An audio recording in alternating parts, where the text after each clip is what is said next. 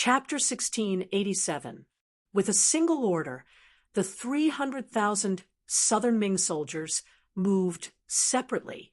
Such a large formation was naturally seen by Yang Xie's spies in Nanchang. Following this, a telegram was sent over to the commander of the world's #1 cavalry army, Tian, who was also a member of the military council. Now that Tian, who had entered the military council, his position was no longer just the commander of the world's #1 cavalry army. What he needed to do was to look at the overall situation and guide it. Naturally, this time, he was the leader of the army in Nanchang. When the telegram was sent to him, a burst of laughter was heard. Good, good. This he really knows me well. It was no wonder that Tian, who was so happy, when he learned from the telegram that the southern Ming army in Guangzhou was like a tortoise hiding in the city, Tian, who thought that the enemy in Nanchang would do the same.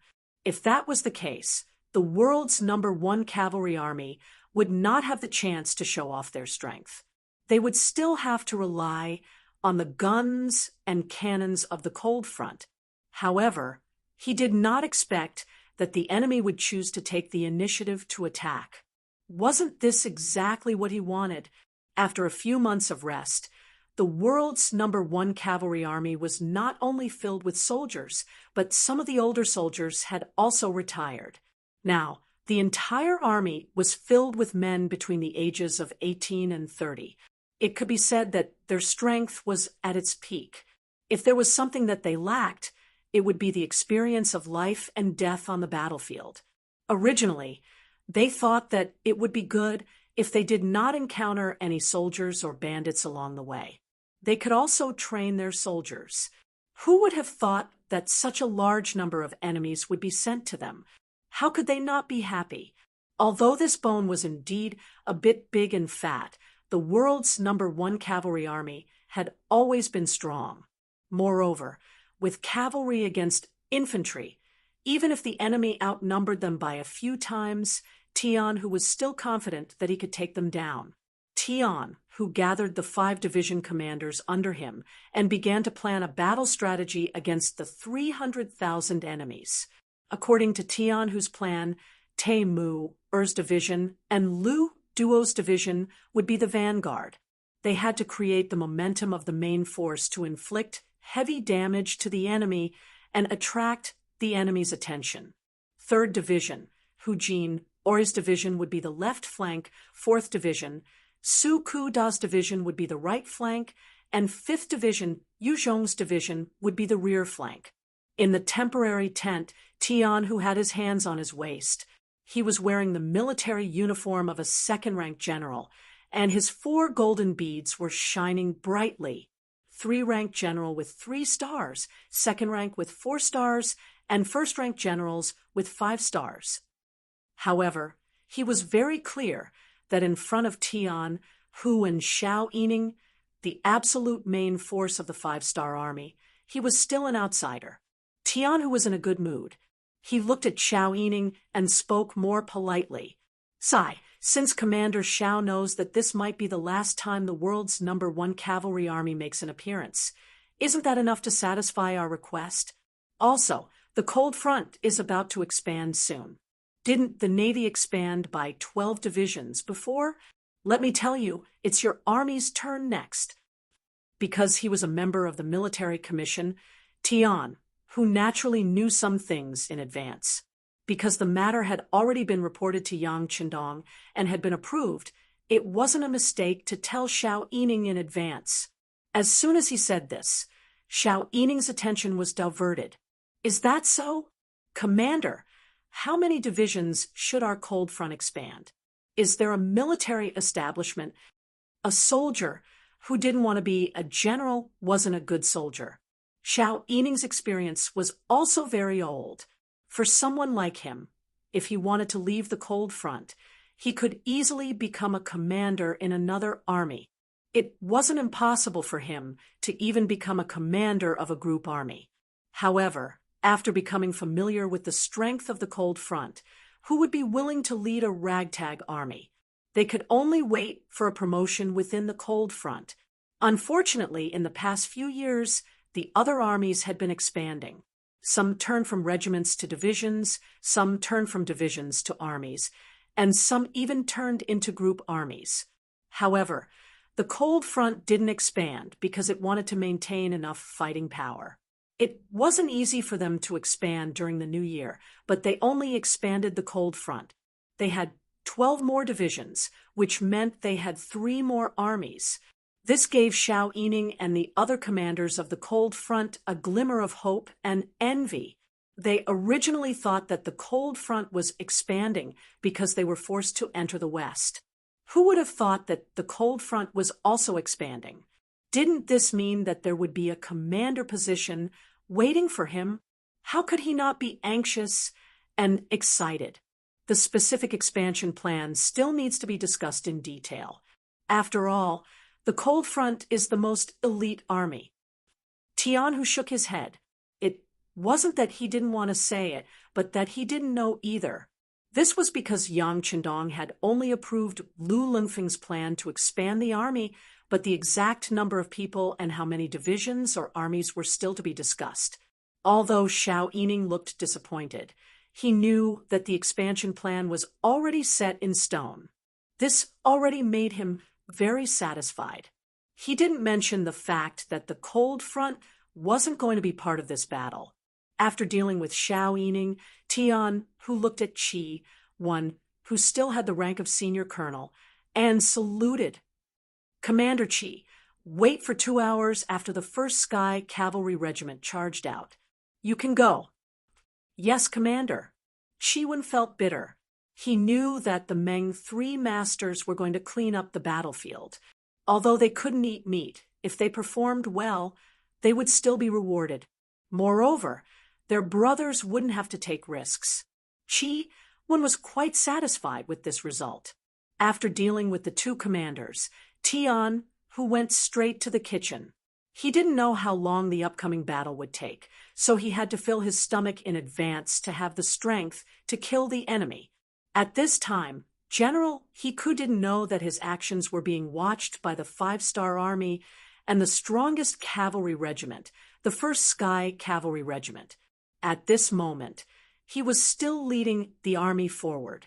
He had already looked at the map and chose a place called Li Jiapa as the battlefield. There was only one official road that allowed people to pass through. On both sides of the official road were high slopes. The official road was wide enough for the army to spread out in formation and was suitable for an ambush. For the sake of safety and secrecy, the South Ming army set off before dawn. By the time they arrived at Li Jiapa, it was already noon. The soldiers were very tired from the journey. Normally, he should have ordered them to prepare for the battlefield. However, after considering the soldiers' request, he ordered them to cook to solve the problem of their stomachs. If he could immediately take advantage of the terrain and prepare for the arrival of the 5-star army, they would still have a chance to win this battle. After all, they had the advantage of numbers and terrain. It was a pity that he wasted such a good opportunity. When the scouts at the front reported that the main cavalry of the 5-star army was less than 10 li away, Hiku became anxious. He immediately ordered the army to stop eating and enter the battlefield. After knowing that it was cavalry, he ordered people to quickly take out the stakes and other things to prepare. They were a group of new soldiers who had never been on the battlefield before. In a hurry, everyone was a bit flustered. Many people sprained their feet because they ran too fast. Before the battle even started, there were already people who were injured. This caused Hiku to curse out loud. Needless to say, the first group to appear was Te Mu Er's 1st Division and Lu Duo's 2nd Division. With the idea of being bold, they didn't do much scouting along the way. When the scout cavalries in the front reported back that they saw smoke above Li Jiapa, the 2 division commanders exchanged glances with each other before chuckling. With their many years of battle experience, they could feel that Li Jiapa should be the pocket formation that the South Ming Army had set up for them. Chapter 16, 88. They didn't even know that they couldn't light a fire while marching. It seemed like the ability of the Southern Ming Army's commander was only average. How could Taimu, and Lu Duo know that Hika's biggest battle was to suppress bandits? Naturally, he didn't need to be so careful when doing such a thing. Immediately send someone to report to the military commander. Tell him that the enemy is most likely setting up an ambush at Li Jiapa. In order to catch them off guard, our 1st and 2nd divisions have decided to take the initiative to attack. I hope that the military commander will immediately arrange for the other divisions to surround them. The 1st Division commander, Taimu, said to the telegraphist beside him. After the telegraphist finished recording the contents and left, Taimu said to Lu Duo, "How about it? Do you want to compete?" "All right, let's see who can fight more fiercely and kill more people." Ha ha ha. Lu Duo laughed, unwilling to pass on his responsibility. "Okay, inform the rest to prepare for battle. Put on your armor and take out your Big Dipper crossbows. Attack!" Taimu laughed heartily as he galloped on his horse.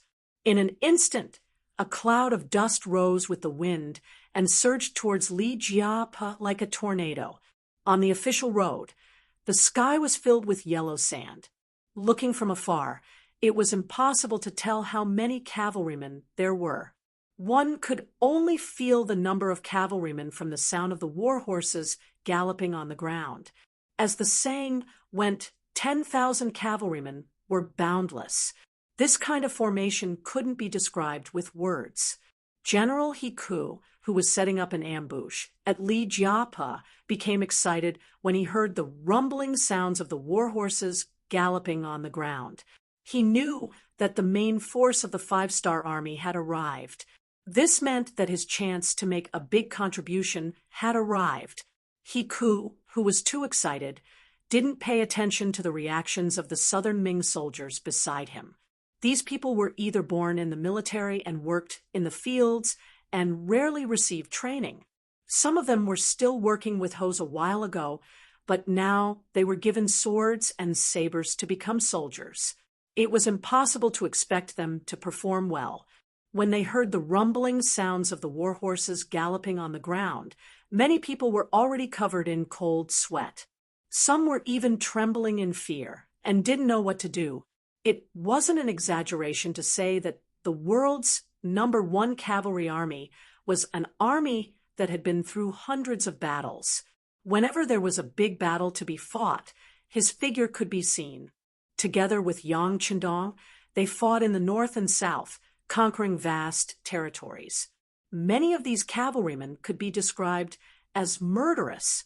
The number of non-humankind cavalrymen and infantrymen who died in their hands was countless times greater than the number of jihaos. He was anxious and didn't care if he was within the range of the arrows. He shouted loudly. The South Ming Army's recruits were already frightened by the might of the 5-star Army's cavalrymen. They were just used to listening to their general's orders. They didn't care whether the arrows would hit their opponents or not. They only knew that releasing the arrows could boost their courage and scare the enemy. That was enough. At that moment, countless arrows flew out from the front. But because the distance was too far, they couldn't reach the 5-star Army's cavalrymen. Not to mention, some of the recruits had limited strength and didn't have any archery skills. They couldn't shoot from a distance and couldn't be accurate. A wave of arrows flew out and landed a few steps away from the 5-star Army's cavalrymen. Taimu, and Lu Duo were stunned when they saw this scene. At first, they thought that the South Ming Army was doing something and that it was some new attack method. But when they saw that the arrows had indeed landed and didn't cause any damage, the two of them finally understood that this was the archery skills of the South Ming Army's recruits. Ha! these recruits probably haven't eaten their fill. Temu laughed heartily. Commander Lu Duo, who was standing at the side, also smiled. However, his mind was still very clear, and he gave the order to charge ahead of Temu. F***CK. Old Lu, you're not being considerate. You attacked first. Brothers of the 1st Division, charge! Temu panicked when he saw the 2 ND Division's cavalrymen charging out first. He didn't want to lose to Lu Duo. He waved his saber, and the 1 SD Division's cavalrymen also started to charge crazily. Another wave of yellow sand filled the sky, giving people the feeling that it covered the sky. Dozens of arrows appeared naturally in an array and were aimed directly at the South Ming Army's front. Hika's roar sounded again. Release the arrows! Release the arrows! Shield bearers in the 1st row, spearmen in the 2nd row. Defend! Defend! Soldiers at the back, get ready to meet the enemy. Meet the enemy! Perhaps it was because he was too excited or too anxious, but Hika shouted out orders one after another. Then, the South Ming Army became a little chaotic. Although they had undergone a short period of training before entering the battlefield, it was just a formality. Everyone knew that soldiers had to be trained, and their meals had to be kept up. Without sufficient military funds and food, or perhaps it could be said that all of this was under the supervision of the civil officials who looked down on generals, the new soldiers had never truly undergone any training. Once a general had a request and wanted to train elite soldiers, the civil officials in charge of logistics would stand up and reject the request on the grounds that this wasn't a battlefield, and there was no need to be so strict and serious. In the end, they didn't want the soldiers to exhaust too much energy and waste too much food because of training. This was the result of using literature to control military force. In front of these scholars who boasted that they were a cut above others, fighting and killing was something that only bourge people would do. These people's lives were naturally as cheap as dogs and weren't worth investing in. Due to the lack of training, many of the recruits were thrown into chaos on the battlefield, especially when Hiku's orders were given one after another. Many people didn't even understand what was going on with the 1st order before the 2nd order was given. This caused a situation of chaos on the battlefield. On the battlefield, a delay of a minute or a second could lead to a missed opportunity and lead to a huge mistake. Facing the attack of the world's #1 cavalry army, the South Ming Army actually showed signs of chaos. As the vanguard, how could the 2nd Cavalry Division give up such a good opportunity? They immediately increased their speed, and at the same time, they held the Big Dipper crossbow in their hands. This kind of close combat weapon that could fire continuously, other than its range being inferior to a flintlock, was already very powerful. It was because of this that the world's #1 cavalry army was able to win battles with a small number of troops and complete seemingly impossible missions. 200 steps, 150 steps, 100 steps, 80 steps. They were getting closer and closer. The South Ming Army's arrows once again flew out and landed in front of the charging warriors of the world's #1 cavalry army. It caused a certain number of casualties, but if one looked carefully, it was very effective. Apart from the cavalry's skillful horsemanship, which allowed them to perform various evasive maneuvers to avoid the arrows, the armor on their bodies also played a great role in protecting them. This kind of armor was 3 centimeters thicker than ordinary armor and could block most of the arrows from entering the body. Even if they were hit, as long as it wasn't a critical position, they would only be lightly injured. Especially when they were around 60 steps away, the damage of the arrows seemed to increase. The tips of the arrows that were charging at the front were hit and had no choice but to retreat and rest. However, the damage only stopped there. When the distance was only 50 steps or even closer, the Big Dipper crossbow showed its power. Especially when the Southern Ming Army had the absolute advantage in numbers, this kind of defense and counterattack could often cause a lot of damage to the cavalry.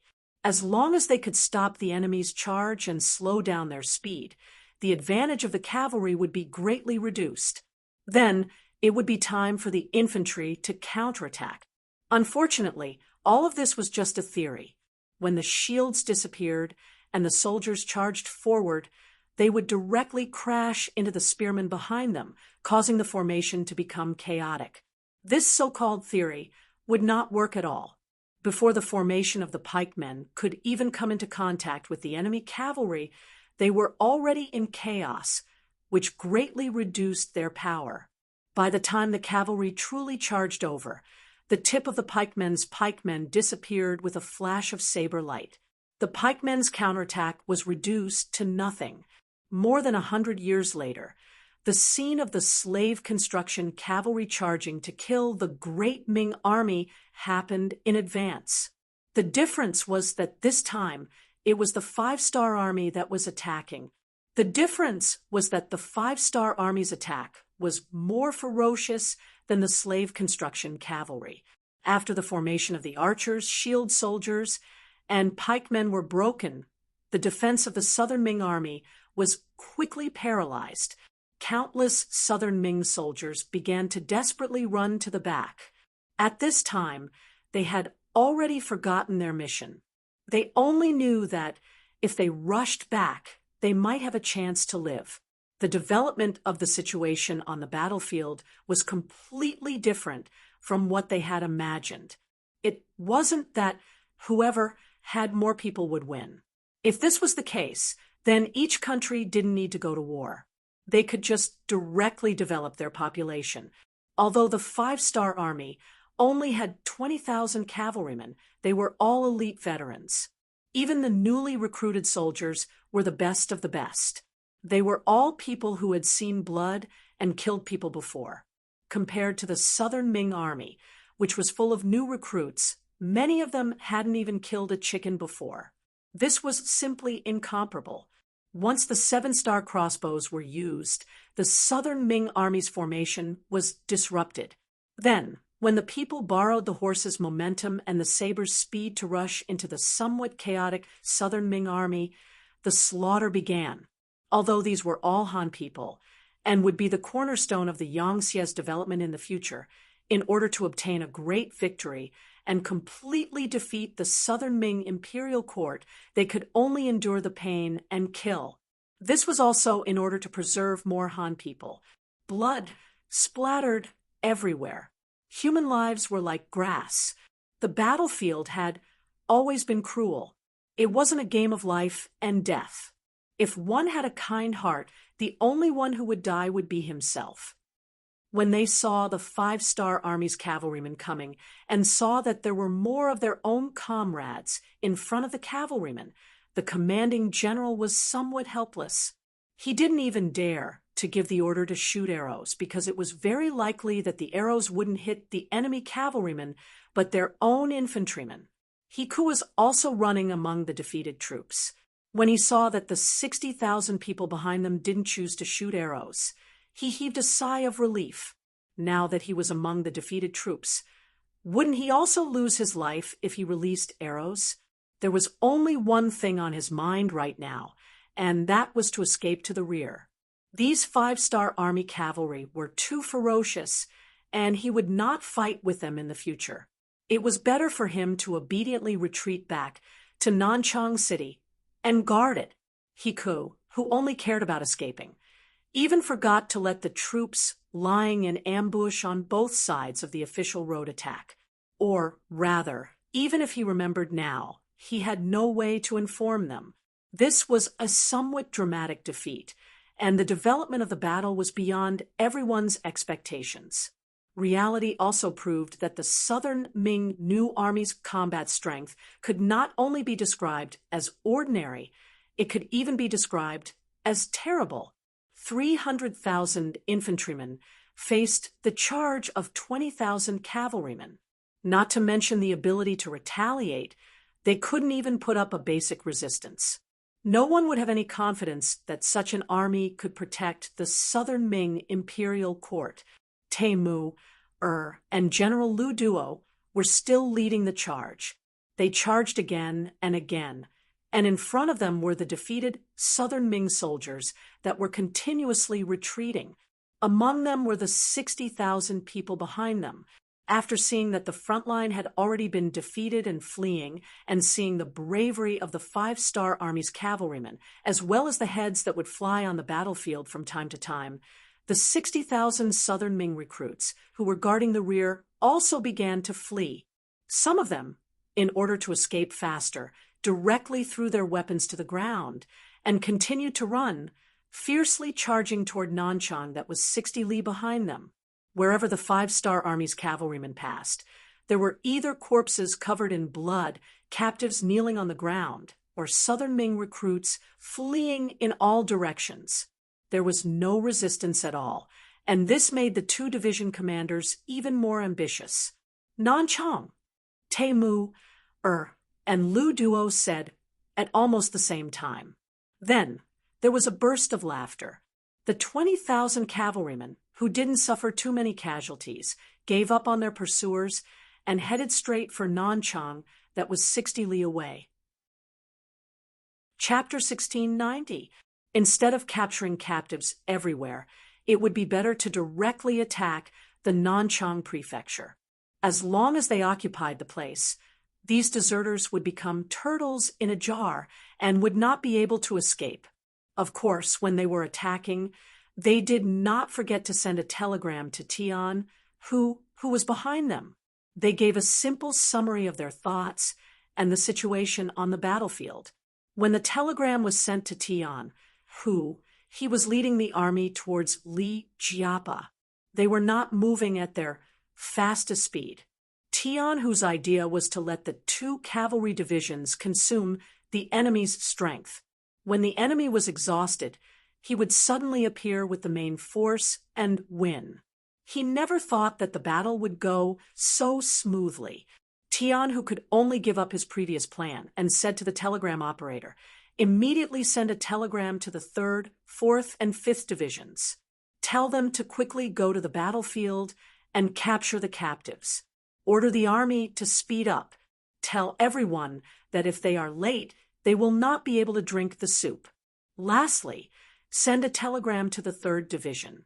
Tell them to speed up and take care of the captives." Telegrams were sent out one after another.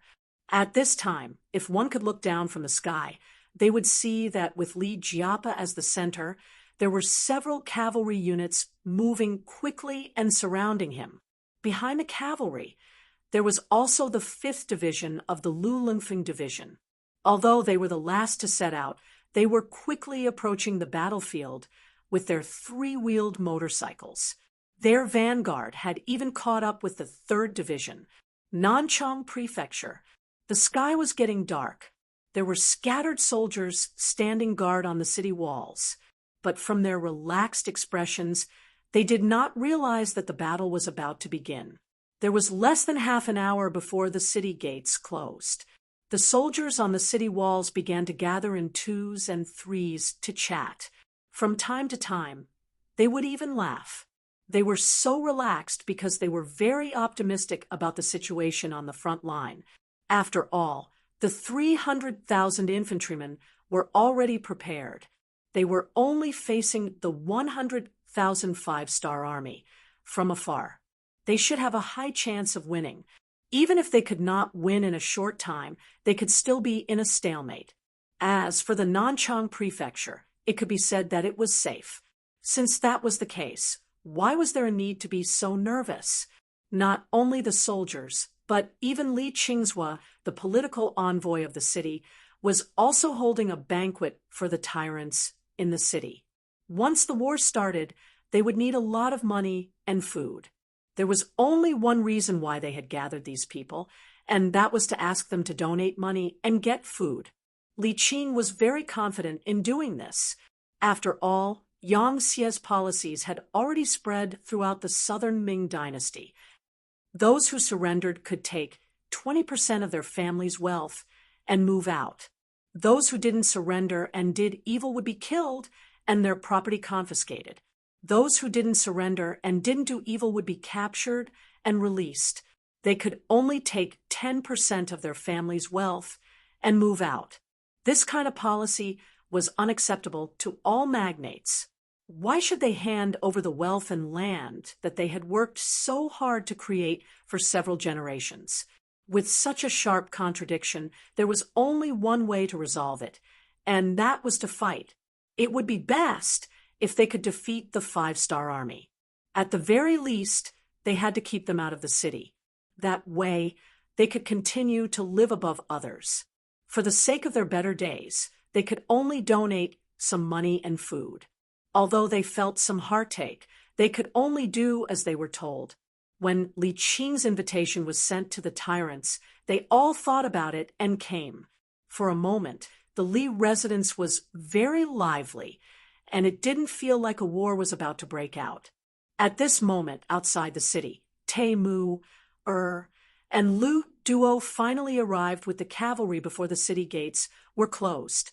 Then they ignored their fatigue and directly attacked Nanchang City.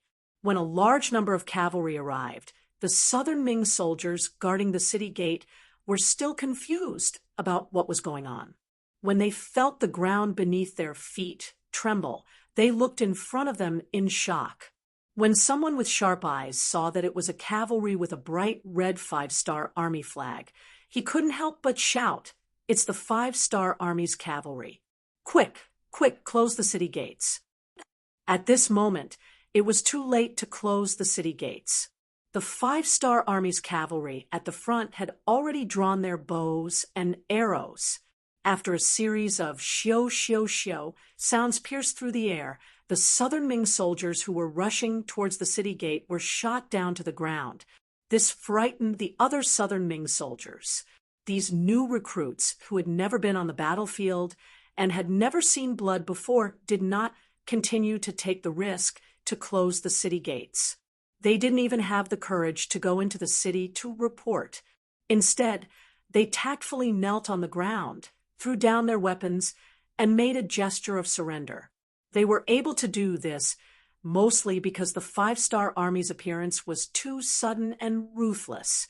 After all, no one wanted to die, so no one would take the risk. Another reason was that to the commoners, it was the same no matter who ruled over them. The southern Ming dynasty did not treat them well. Especially in the past few years, the taxes had been constantly increasing. Some commoners could no longer live, and there were even some who directly left their homeland for the Yangtze's territory. It was said that the Han people there were treated very well. When the other nobles saw that the situation was bad, they quickly stood up and wanted to rush to the door. Then, countless sabers were erected in front of them, forcing them to retreat. A burly man with the insignia of a major general walked into the hall with a smile. Who else could it be but Temu? When he saw so many people in bright clothes gathered here, he couldn't help but laugh and say, "Not bad. Everyone should be here. Since that's the case, capture them all. Kill anyone who resists." In the face of the ferocious Temu, everyone stopped resisting. They could feel the killing intent coming from this general and his soldiers. They believed that if they really dared to resist, they would be the next to die. More than 2 hours before the fall of Nanchang City, Tian, who also brought his army to Lijiapa and attacked the 200,000 new South Ming soldiers who were still lying in ambush here, waiting for orders. When the ambushers became the target of the ambush, the morale of the South Ming soldiers quickly collapsed. When the Longfeng 5th Division and Meng Senshi arrived, they began to capture the captives. In this battle, more than 12,000 of the 300,000 South Ming soldiers died. Most of them were trampled to death. Tens of thousands were injured, and more than 200,000 were captured. Even the general, Hiko, was captured at night. In the end, less than 20,000 people escaped. Even these 20,000 people didn't report to the other South Ming government offices. It was obvious that they were scared by the Five-Star Army. They changed from soldiers back to commoners. On the day of Nanchang Prefecture's complete victory, gunshots rang out in Jiangxia Prefecture, and the sounds of killing shook the heavens. It was completely different from Guangzhou City and Nanchang City. The Five-Star Army chose to storm the city and kill their way in. Huguang City was also known as the Hubei Administrative Bureau, Jiangxia City, Wuchang City, Wuhan City. It had Wuchang City, Hanyang City, Huangzhou City, Qingtian City, Douyin City, Jingzhou City, Xiangyang City, Yanyang City, etc. Lu Jianli, the Administrative Bureau of the left, gathered all the soldiers and civilians of Hubei City in Jiangxia City. There were a total of 100,000 soldiers. Then they welcomed the 150,000 reinforcements sent by the imperial court. With Mu Tsong as the leader, they decided to defend Jiangxia City to the death. Chapter 16, 91. The eldest son of the former king of Shiping was chased into the mountains by the Five-Star Army. He survived by eating rats and ants and escaped to Yingtian Prefecture. Because he had experience fighting against the Five-Star Army and was the eldest son of the former king of Shiping, there was no problem with his loyalty. He was sent by Zhu Qizhen to guard Jiangxia. Mu Tsong didn't look happy at all as he held the 150,000 new imperial soldiers. He knew how powerful the Five-Star Army was. So he discussed with Sir Lu Jianli to defend the city to the death. Mu Tsong said that they didn't have as many soldiers as the Nanchang Prefecture and Guangzhou Prefecture. They were also new soldiers. If they went out to fight, it would be suicide. It was better to use all of their strength to defend the city. They could hold on for a while longer and even turn the tide. Lu Jianli agreed with the suggestion to defend the city to the death. Jiangxia Prefecture immediately started to strengthen the city. All kinds of defensive weapons were also prepared. However, it was useless. When the Five-Star Army arrived at the city, 100 millimeters caliber field cannons were set up. All of the preparations were in vain. New Army Commander Su He, Lung Feng 4th Division Commander Ling Daqiang, and Meng's 2nd Division Commander he discussed and decided to attack Jiangxia City. This is the first time the motorcycles are on the battlefield. It's a good opportunity to train the troops. Commander Ling Daqiang seemed to be very proud of this method and laughed. Su He and he didn't need to be mentioned. They both liked to be straightforward. Attacking by force was exactly what they wanted. The field cannons were set up, and then the shells were fired. In just half an hour, a hole over 100 meters wide was blasted open on the city walls of Jiangxia Prefecture. Then the cavalry and motorcycles poured in through the hole.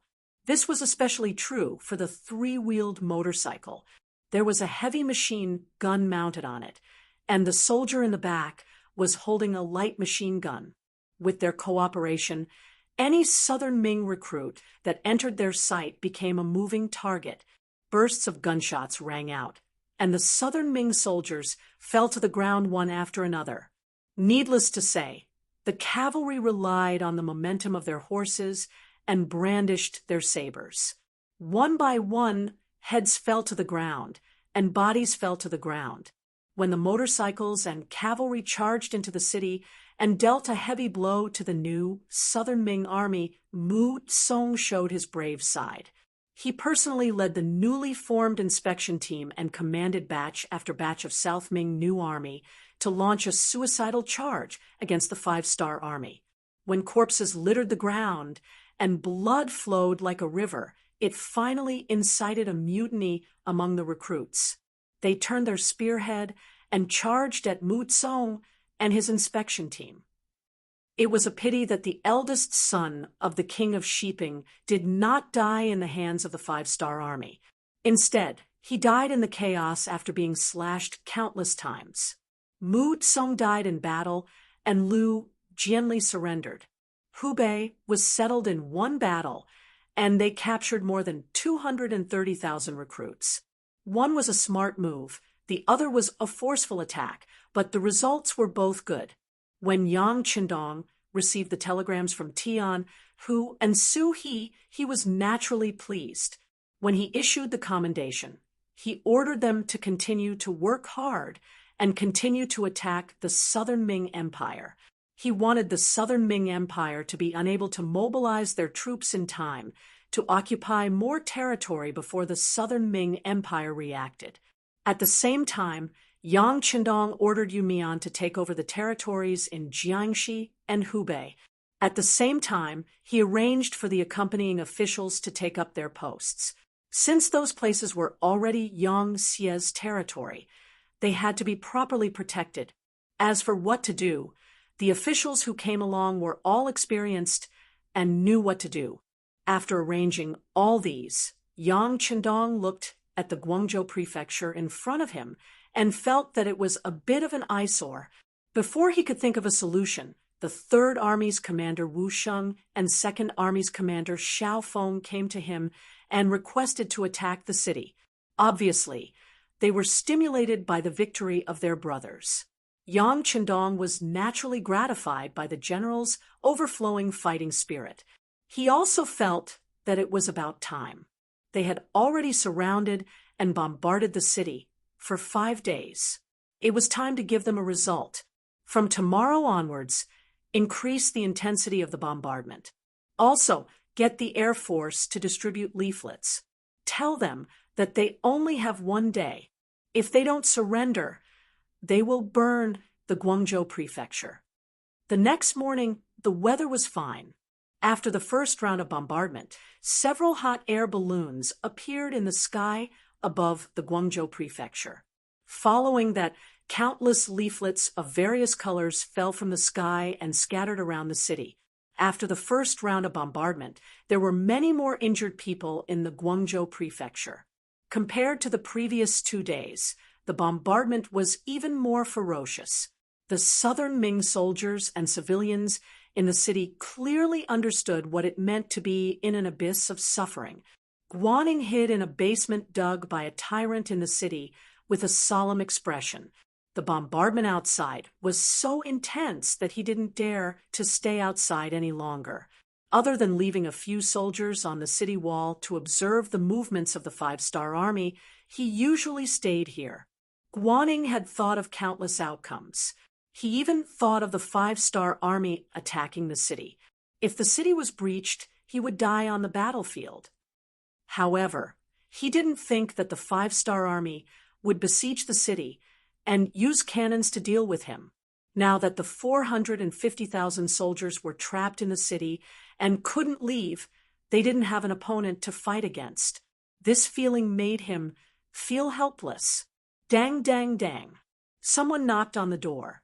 Before Guaning could invite him in, the Guangdong provincial secretary, Yang Xian, walked in with a leaflet in his hand. He was sweating profusely. "General Guan, look at this. It's all over the city. The situation isn't good." Guaning reached out to take the leaflet. After reading the first few lines, Guaning flew into a rage. This is impossible. The Nanchang Prefecture and Jiangxia Prefecture have a total of 550,000 soldiers. How could they be breached in such a short time? This must be a rumor spread by the 5-Star Army to attack our morale. Yang Xian didn't answer this question. He didn't know how to answer it. Logically speaking, this was impossible. However, after seeing the power of the 5-Star Army's cannons, he had to admit that the 5-Star Army could do what the Southern Ming Army couldn't, just like the Guangzhou Prefecture under his feet. Was it because the 5-Star Army couldn't take it down? Of course not. They just wanted to capture him. However, looking at the contents of the leaflet, if they didn't surrender, the cannons would be even fiercer. They might even set the city on fire. It was obvious that the 5-Star Army was angry. They would rather give up the Guangzhou Prefecture to deal with them. If they really wanted to burn the city, they wouldn't have anywhere to hide. Yang Xian hurriedly came to find Guaning, hoping to discuss a solution. After reading the leaflet seriously, Guaning turned around and asked Yang Xian, "Sir Yang, do you think that Nanchang and Jiangxia prefectures have really been breached? What does it matter if they are breached or not? The important thing is that we don't have time."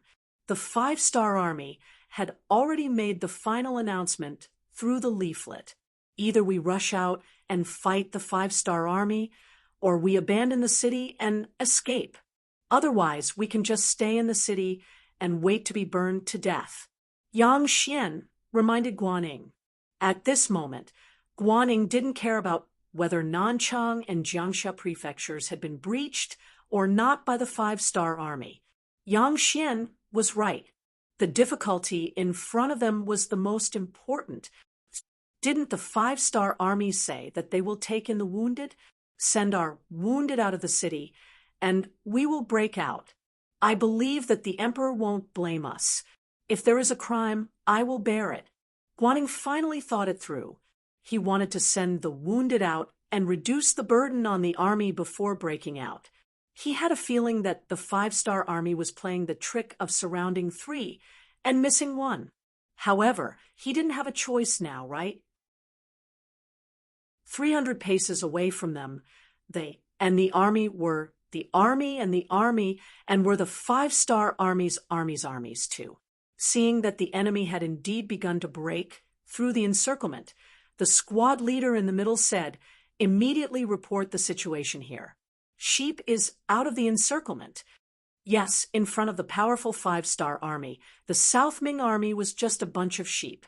Even if Guan Ying's army was made up of veterans, they did not put them in their eyes.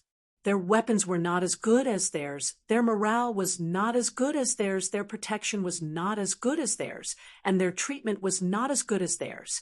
At this time, the soldiers did not have a strong will. They did not even know who they were fighting for. In their muddle-headedness, they only thought about how to survive on the battlefield.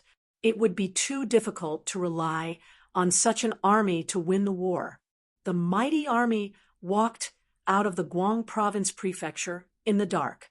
In order not to be discovered, they did not even light up their torches. As a result, there were sounds of people falling or spraining their ankles on the road. Even Li Hani's vanguard army was like this. This army was a veteran army based on the Guang High Guards. They could be called veterans, but they had only been in the army for a long time and did not have much actual combat experience. The five-star army was to blame for this. Because of their strength, they had wiped out all the nearby forces. Now, the South Ming army had nothing to worry about. They did not even have a ship, so it was impossible for them to participate in actual combat. Therefore, even though they had been in the army for many years, it was still the first time for many of them to be on the battlefield. When they saw how cruel the war was and how many of their comrades were killed in the artillery fire before they even saw the appearance of the five-star corps, they finally understood how powerful the opponent they were facing this time was. They also knew that this battle was much more difficult than they had imagined. However, they were already on the battlefield, so there was no point in thinking about it. What they needed to do now was to leave the Guang province prefecture and reach a safe place. As for what to do next, many of them had their own thoughts, which was to escape. There were even many people who had such thoughts. As the Guang High Guards who lived near the coastal area, they knew more than ordinary South Ming people. From time to time, they would see Yang Xie's merchant ships and warships floating in front of them, which indicated their economic prosperity and military strength. There was also the policy of Yang Xie towards the Han people, which made them understand that if they could join Yang Xie, their life and work would be much better than in the South Ming dynasty. The pride in their hearts was dissipating bit by bit, and it was replaced by envy. However, because they were the registered soldiers of the Guang High Guards, they did not dare to do anything. If they really defected to Yang Xie, it would only bring disaster to their families and loved ones. However, it was different in the war. They could face casualties at any time, so if there was a chance, they would secretly leave. This way, the South Ming dynasty would not immediately deal with their families. While the other party was investigating, they could find a way to bring their families to Yang Xie's territory. Everyone had a selfish side, but some people showed it more obviously.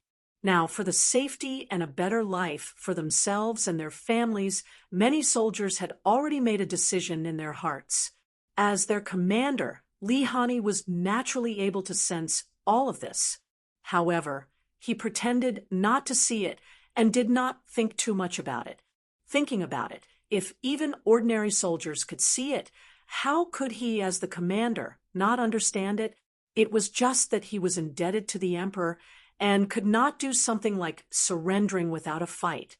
He could not do it, but he could give his brothers a way out. What the eye does not see, the heart does not grieve over. With such a mentality, he led the Guang High Guards as the main force of the South Ming dynasty's army as the vanguard and walked at the front of the group. Their speed of progress was quite good. When it was almost dawn, they had already rushed 15 kilometers and left Guangzhou behind. Li Hani believed that he was safe. He did not see any soldiers from the five-star army for the entire night, so he believed that escaping would not be a problem. Now, he was worried that General Guaning, who was in charge of covering the rear, would not be able to escape. After all, with so many soldiers leaving Guangzhou, there was no reason why the five-star army would not be able to detect them. In fact, their every move was under the surveillance of the five-star army. The reason why they did not make a move was because they were waiting for the South Ming dynasty's army to leave the city. Otherwise, once they attacked, what would they do if they scared the enemy back into the city? Since this battle had lasted the longest, it was only natural that they hoped to reap the most rewards. If they still had to attack the city in the end, they might as well choose to attack the city like how the new army and the Cold Vanguard Division dealt with the Jiangxia Prefecture. Although the losses would be greater and the gains would be less, victory would be in their hands. Waiting was often the most torturous thing. Seeing that the sky was about to brighten and the vanguard of the South Ming dynasty's army was about to run out of the encirclement, news finally came from the radio. The last batch of South Ming dynasty's army had also walked out of Guangzhou and was about 2 kilometers away from the city. In the current Guangzhou prefecture, other than injured soldiers and some old people who could not walk, there were no decent soldiers left. Yang Qindong also immediately saw the telegram sent by Wang Shan and immediately said, "Order the entire army to attack. Follow the plan and encircle the South Ming dynasty's army. Those who surrender will live, those who resist will die." The 18-kilometer encirclement was only guarded by the 50,000 soldiers of the Third Army and the 50,000 soldiers of the Russian First Division. It was clearly a bit empty. Luckily, the Cold Vanguard Division was mobilized in time. With their powerful firepower, they were able to fill the gap in the encirclement. Every 30 meters, there was a machine gun set up on both sides of the road to block the escape route of the South Ming dynasty's army. It was a bit risky, but when he thought of the fighting spirit of the South Ming dynasty's army and the machine gun, Yang Qindong felt relieved. However, in order to ensure that there would not be any problems, he looked at Crown Prince Yang Bo and said, "Bo, do you want to go to the battlefield?" "Yes." Almost without any hesitation, Yang Bo excitedly and quickly replied. As he spoke, he even put his feet together like a soldier who received an order to stand at attention. He. Yang Qindong was very satisfied with Yang Bo's performance. "Good. Since that is the case, I will give you a chance. You can take the 4,000 black cavalry soldiers to the battlefield. But remember, you are only responsible for the periphery.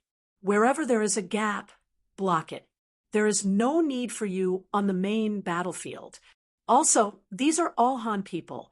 If you can avoid killing them, don't kill them. Although it was only a peripheral mission, Yang Bo was still very excited. He originally thought that he was only here to feel the atmosphere on the battlefield. He did not expect that he would have a chance to personally go to the battlefield. How could Yang Bo not agree? He immediately saluted and replied, "I promise to complete the mission." Yang Bo left.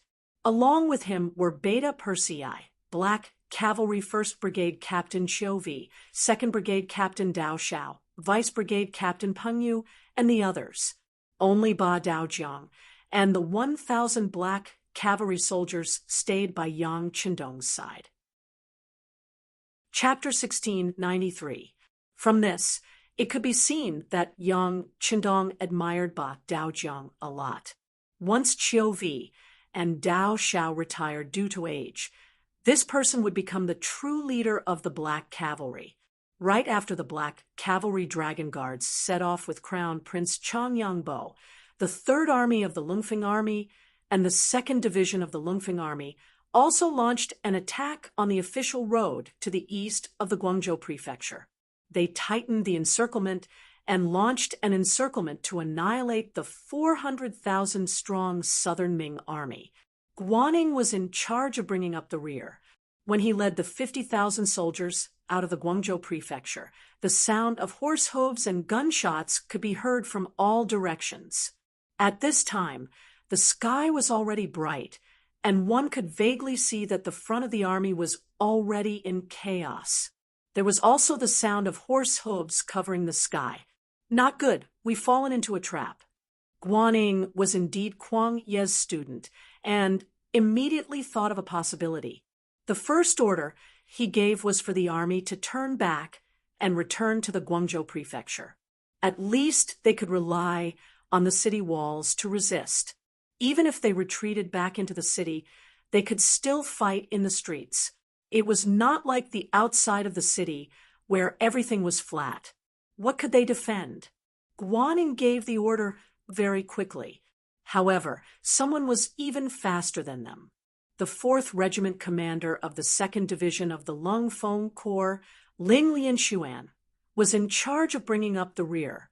After the Southern Ming army left the city, he brought a whole battalion of Lungfeng soldiers to the front of the Guangzhou Prefecture's east gate and quickly set up a defensive line.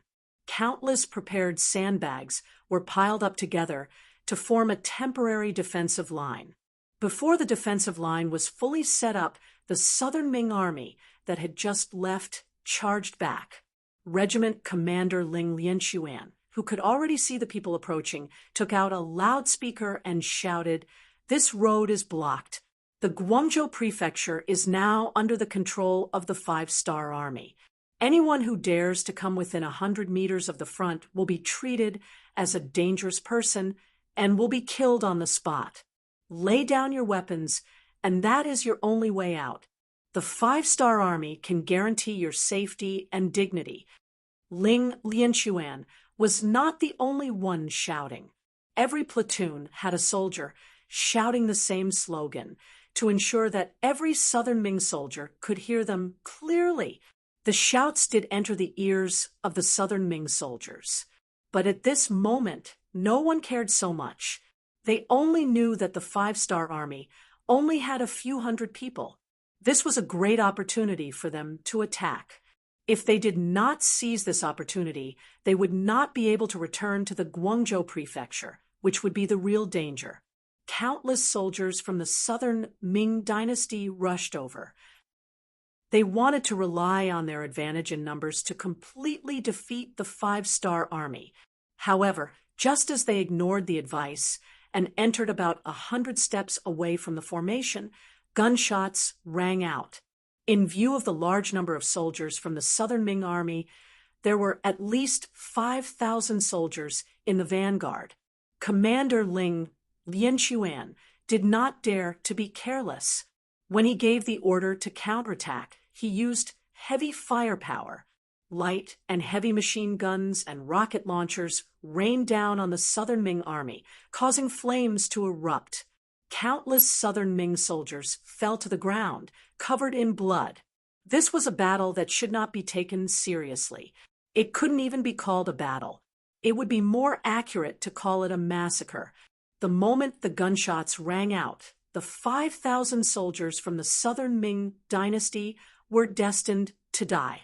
A group of soldiers holding large swords and spears rushed towards a group of soldiers with modern weapons. It was like a suicide attack against the Eight-Nation Alliance in the late Qing dynasty.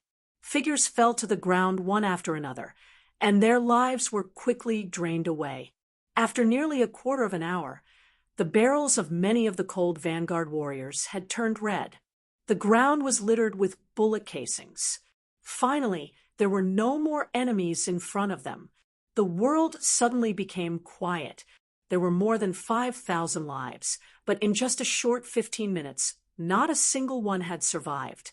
This kind of lethality was something that the Southern Ming soldiers had never seen before. Even Guaning, who was leading the troops, couldn't help but widen his eyes and shut his mouth when he saw this scene, even though he was already mentally prepared. He knew that it was over. Everything was over. The Five-Star Army had such a powerful firepower advantage. It was not something that the Southern Ming dynasty could contend against, not to mention that their military strength was only 3 times that of the enemy. Even if it was 10 times, 100 times, or 1,000 times, they still could not see any hope of victory. Guaning finally understood why the Five-Star Army was able to conquer such a large territory in just a few decades. They were able to conquer a situation that the Han people did not even dare to think about. If the Southern Ming dynasty had such powerful firearms, they should also be able to do it. Guaning could not help but feel a burst of joy in his heart. The Five-Star Army was ultimately the Han people's army. They would not be as ruthless as they were against other races. Didn't they just shout for them to surrender so that they could keep their lives and dignity? It would not be too difficult for the surrendered soldiers to keep their lives. However, it would not be easy for them to keep their dignity. Since the Five-Star Army made such a promise, it meant that they still treated the Southern Ming dynasty as a part of the Han people. Thus, surrendering was not unacceptable. Just as Guaning was thinking about this, a captain ran in front of him and asked carefully, "General, should we continue to charge?" Guaning could see from the eyes of this chilly arch that he was afraid. However, he did not have any intention of mocking him. If it was him, wouldn't he also be afraid? It was just that he was not afraid of death. He was only afraid of unnecessary casualties. What's the point of continuing to fight? We can't win. Just follow their words and surrender. Also, go to the front and tell the army to surrender. Guaning finally made the best decision in his life. That was to surrender to the Five-Star Army and save everyone's lives. As for how the history books would write about him, he would just let it be. Guaning surrendered. This result was beyond the expectations of many people. Even Yang Qindong, who was at the rear, was slightly surprised when he received the news. In his opinion, Guaning should be an extremely strong, die-hard person who would rather die in battle than surrender. However, no one would have thought that after a series of gunshots and a one-sided massacre, they would actually convince him. It seemed that sometimes one had to be decisive. Although this seemed a little cruel, it was often possible to use the smallest price to obtain the greatest victory. Just as Guaning announced his surrender, the 18-kilometer battle line was already in chaos. The sudden appearance of the Five-Star Army's cold vanguard soldiers and cavalry caught the Southern Ming dynasty's army off guard. They first carried out a meaningless resistance without any suspense. After throwing down some corpses, the morale of the army collapsed. They did not choose to fight force with force. Instead, they began to run in all directions. At this time, the Five-Star Army soldiers, who were already in position, played a role. They used guns and heavy machinery to block most of the escape routes of the southern Ming dynasty's army, forcing most of the southern Ming dynasty's army back to the battlefield. However, there were also a small number of people who escaped from the gap in the encirclement, but then they were divided into squads and surrounded by the seemingly omnipresent black cavalry, and became one of the captives. Yang Bo and Beta Persei led a group of 8 Longwei soldiers. They also successfully surrounded a group of hundreds of southern Ming dynasty soldiers. In order to escape faster, they had already thrown away all their weapons and became unarmed deserters. How could they be a match for the elite black cavalry dragon guards? It was also Yang Bo's first time participating in a real battle. Although he was only responsible for the periphery and faced some defeated soldiers who had lost their fighting spirit, he was still very excited.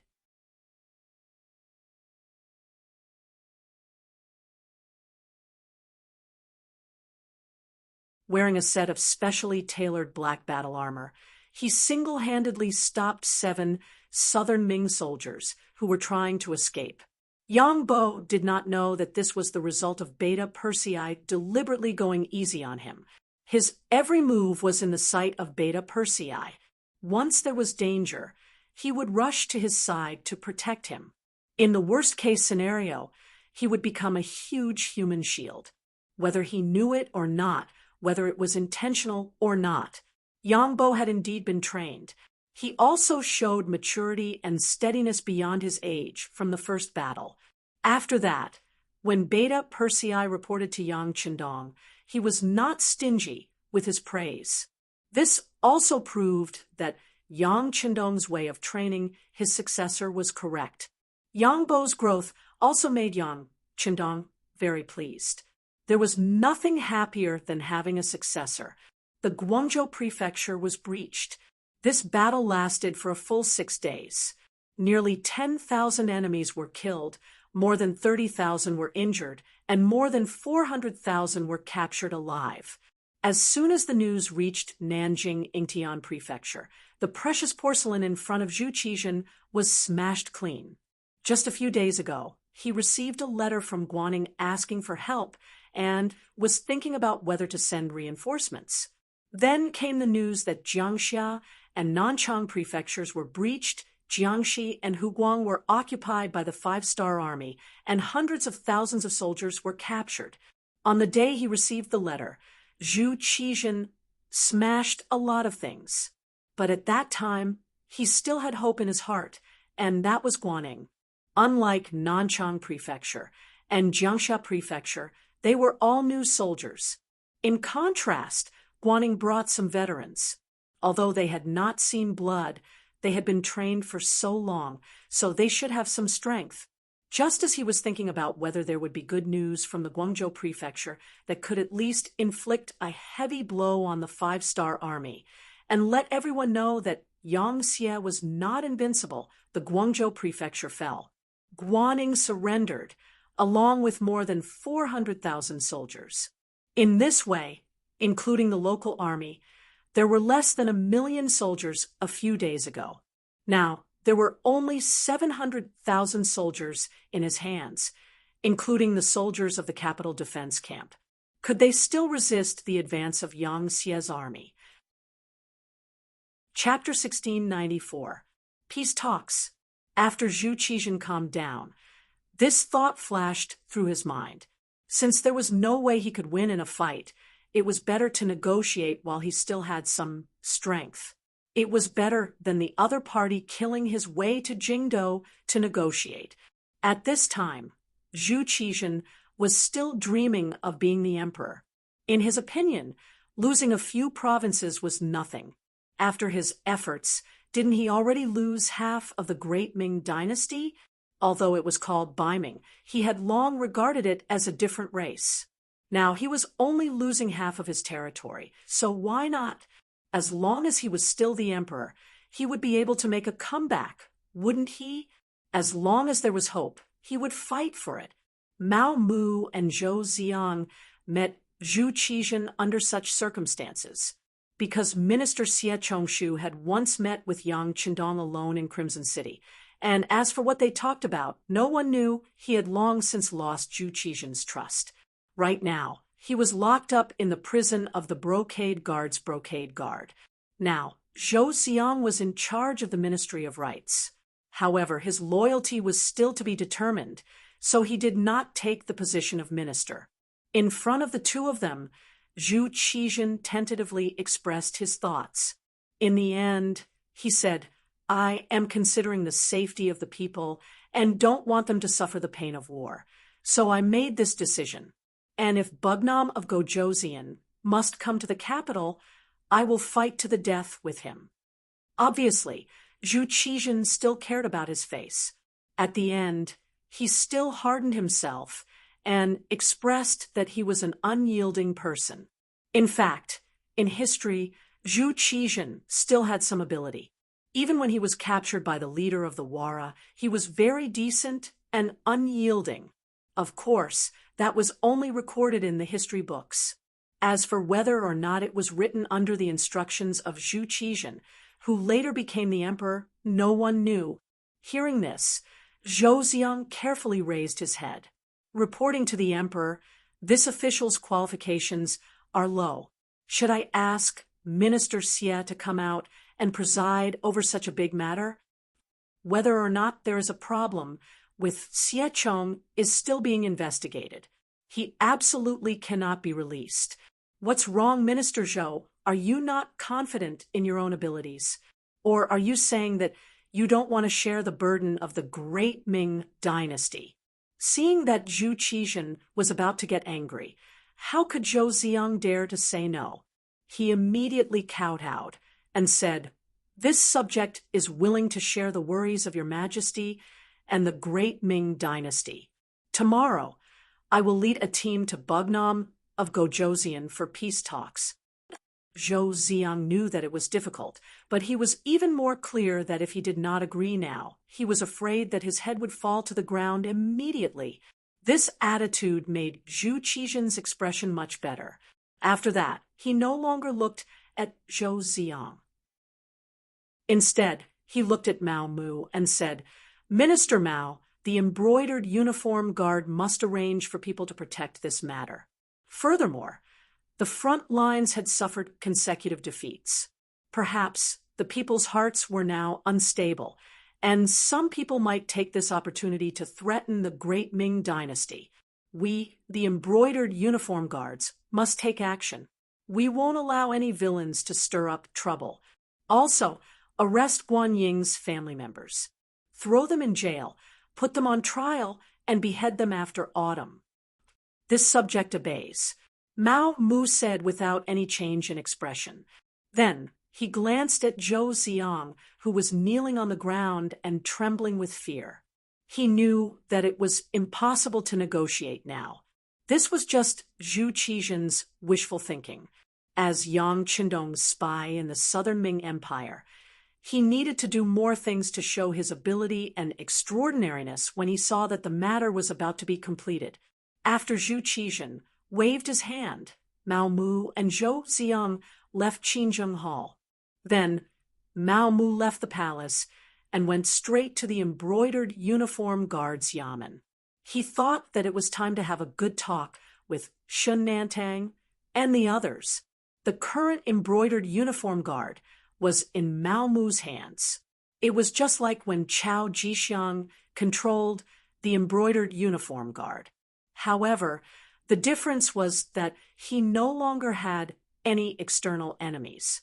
Not only did the emperor and empress trust him, but even the entire group of eunuchs did not dare to oppose him. His current power was comparable to Wang Zhen's in the past. When the embroidered uniform guard learned that Mao Mu had come, Shun Nantang, Wu Ban, and Luo Zhu also came to the secret room. "Greetings, master." After the three of them entered, they noticed that there were two unfamiliar men standing behind Mao Mu. Based on their experience, they felt that these two people must be skilled martial artists. They couldn't help but feel a little nervous. They carefully recalled what they had done recently It seemed that there was no situation where they disobeyed orders. Only then did their complexions become much better. "You're all here. Hand over your sabers." Mao Mu's gaze swept over Shen Nantang and the others before he opened his mouth to speak. When they heard that they had to hand over their sabers, they saw the two fierce warriors standing behind Mao Mu. Wu Ben's instinctive reaction was to not hand it over. This was clearly to deal with him. Although he had been very obedient and had not done anything to let Mao Mu down, he still wanted to resist. Shen Nantang and Luo Zhu did not say anything. Even their expressions did not change. They happily took off the spring-embroidered sabers from their waists and handed them over to the two strong men who walked over. They were originally scapegoats. If it wasn't for Mao Mu, they would probably have died in prison. Even their lives were given by him. What else was there to be afraid of? As long as it was Mao Mu's words, they would obey. This was because in their eyes, Mao Mu was their savior and their talent scout. Wu Ben only hesitated for a moment before he saw Shen Nantang and Luo Zhu obediently hand over their sabers. Only then did he come to his senses and hurriedly take off his saber. However, this moment of hesitation had already fallen into Mao Mu's eyes. Previously, he was still worried about who to appoint as the commander of the embroidered uniform guard. Now he had made a decision. "The three of you, how have I treated you?" Mao Mu decided to get straight to the point. In front of his subordinates, there was no need to hide things. Wouldn't that make him seem ungenerous? "Master, your kindness to us is as heavy as a mountain. You are like a second parent to us. If you have any orders, even if it is a mountain of swords or a sea of flames, we will not frown." This time, the three of them spoke in unison. "Good. I am very gratified. Let me ask you, now that the Southern Ming dynasty has been defeated, the five-star army is bearing down on us. What do the three of you think?" Mao Mu picked up a cup of tea from the table and slowly drank it. This turn of events was a bit big. For a moment, Shen Nantang and the others didn't immediately speak.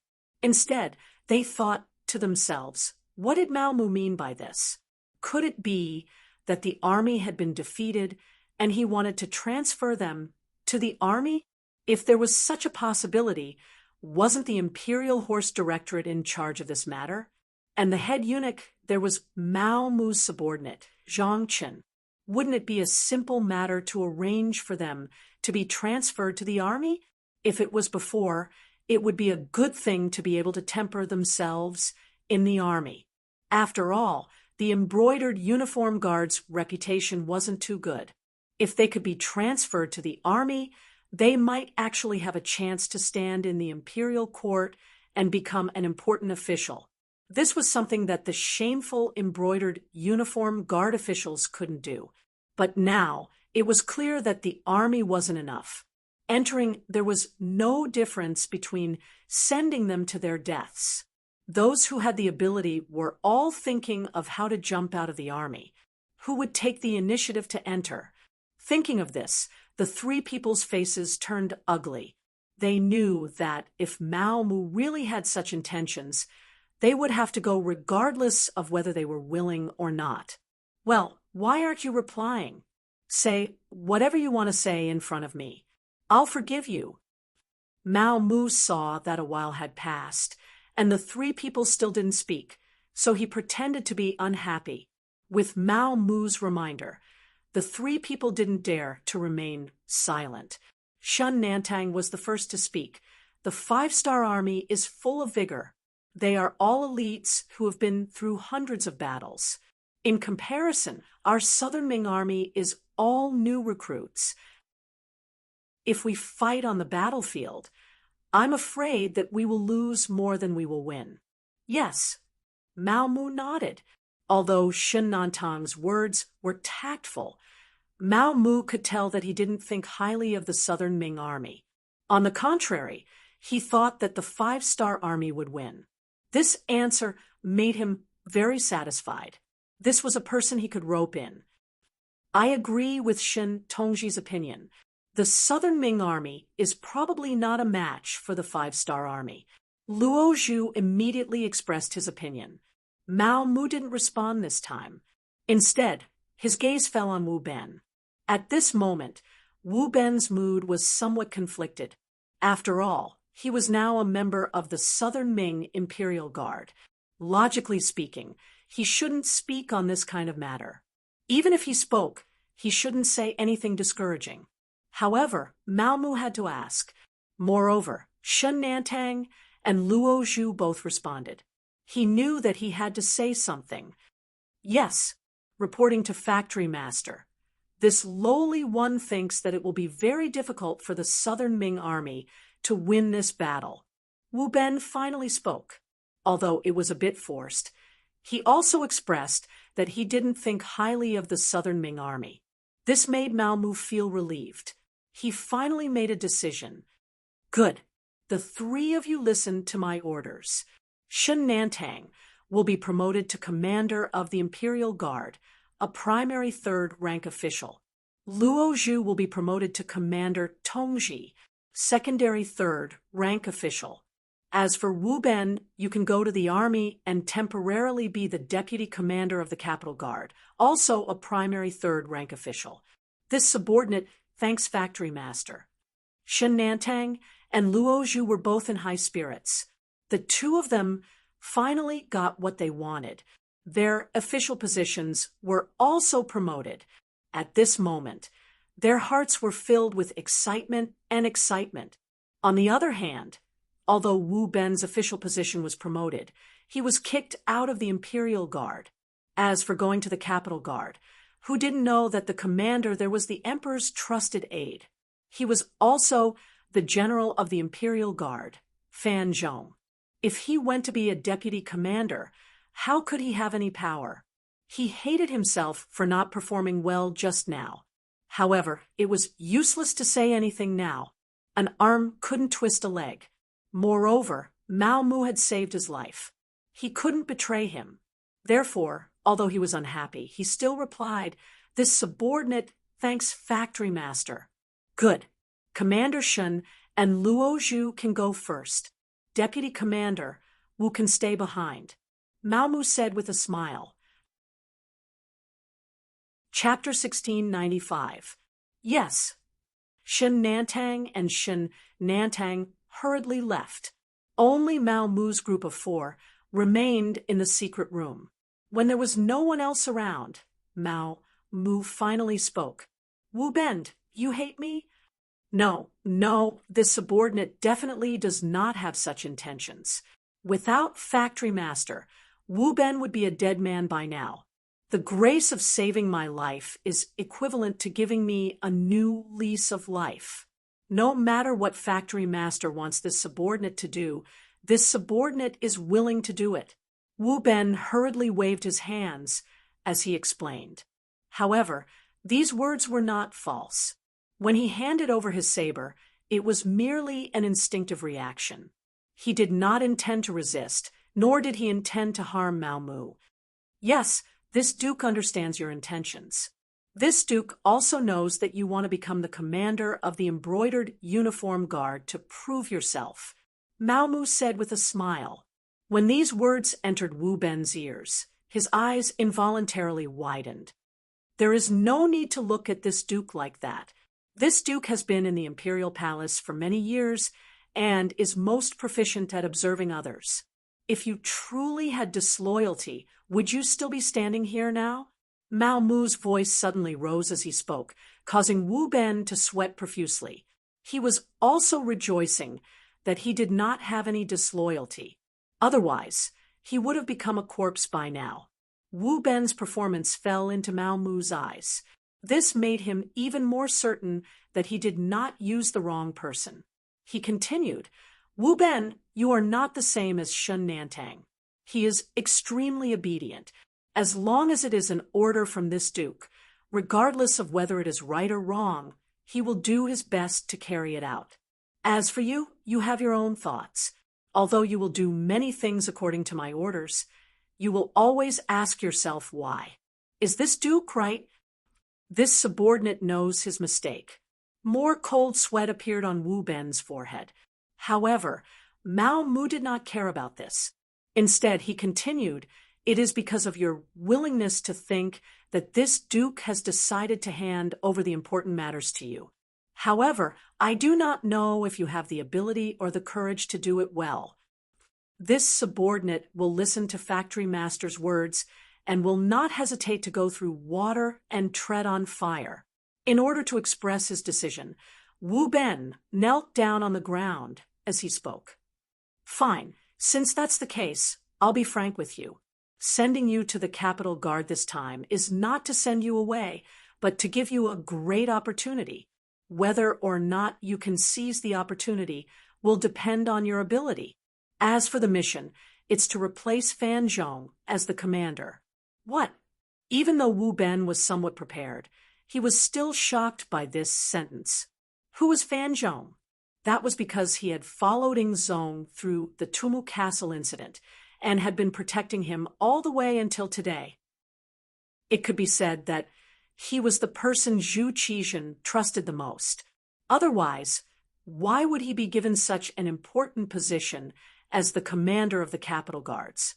On the other hand, he was just a member of the embroidered uniform guard with a dishonorable background. Now he was actually being asked to replace him. Was this even possible? If these words were said by someone else, Wu Ben would have thought that the person was crazy. But since it was Mao Mu who said it, he wouldn't doubt it. He just didn't believe in his own ability. Wu Ben having such a reaction was completely within Mao Mu's expectations. What, do you have no confidence in yourself or in me? Your subordinate has no confidence in myself, Wu Ben said truthfully.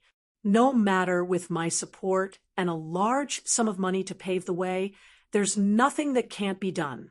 Have you forgotten whether it's Qian, Sung Bao, or Kai Zhong? What kind of status did they have?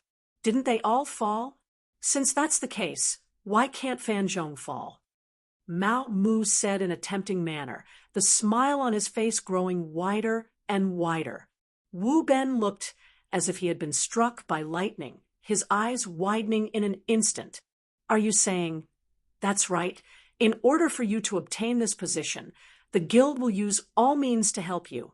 During this time, you can try to rope in other people. However much silver you need, I'll give you.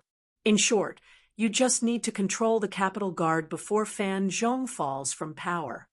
Mao Mu finally told Wu Ben the general plan.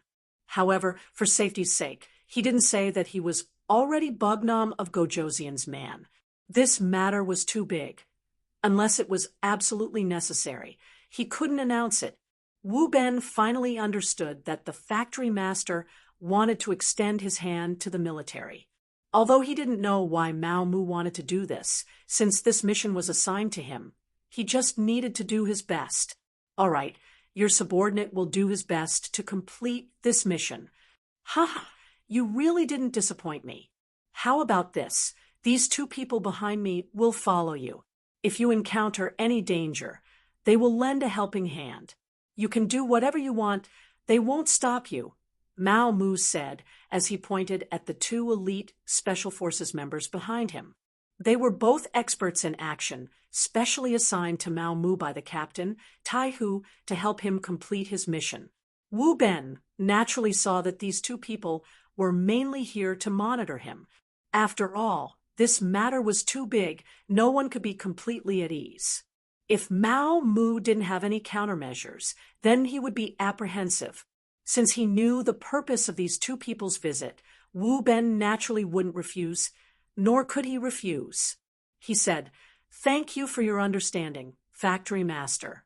Your subordinate will get along well with these two brothers."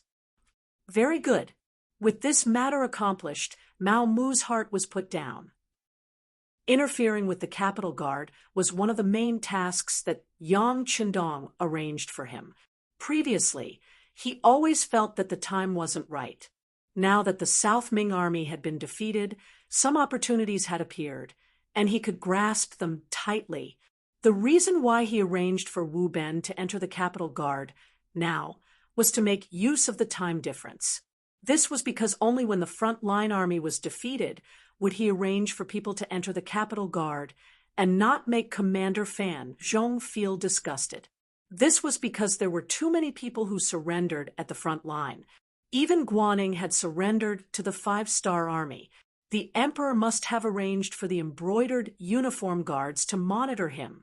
That was why he accepted them and didn't think too much about it. Fan Zhong was a person who would never surrender, so he didn't feel disgusted or think too much about it.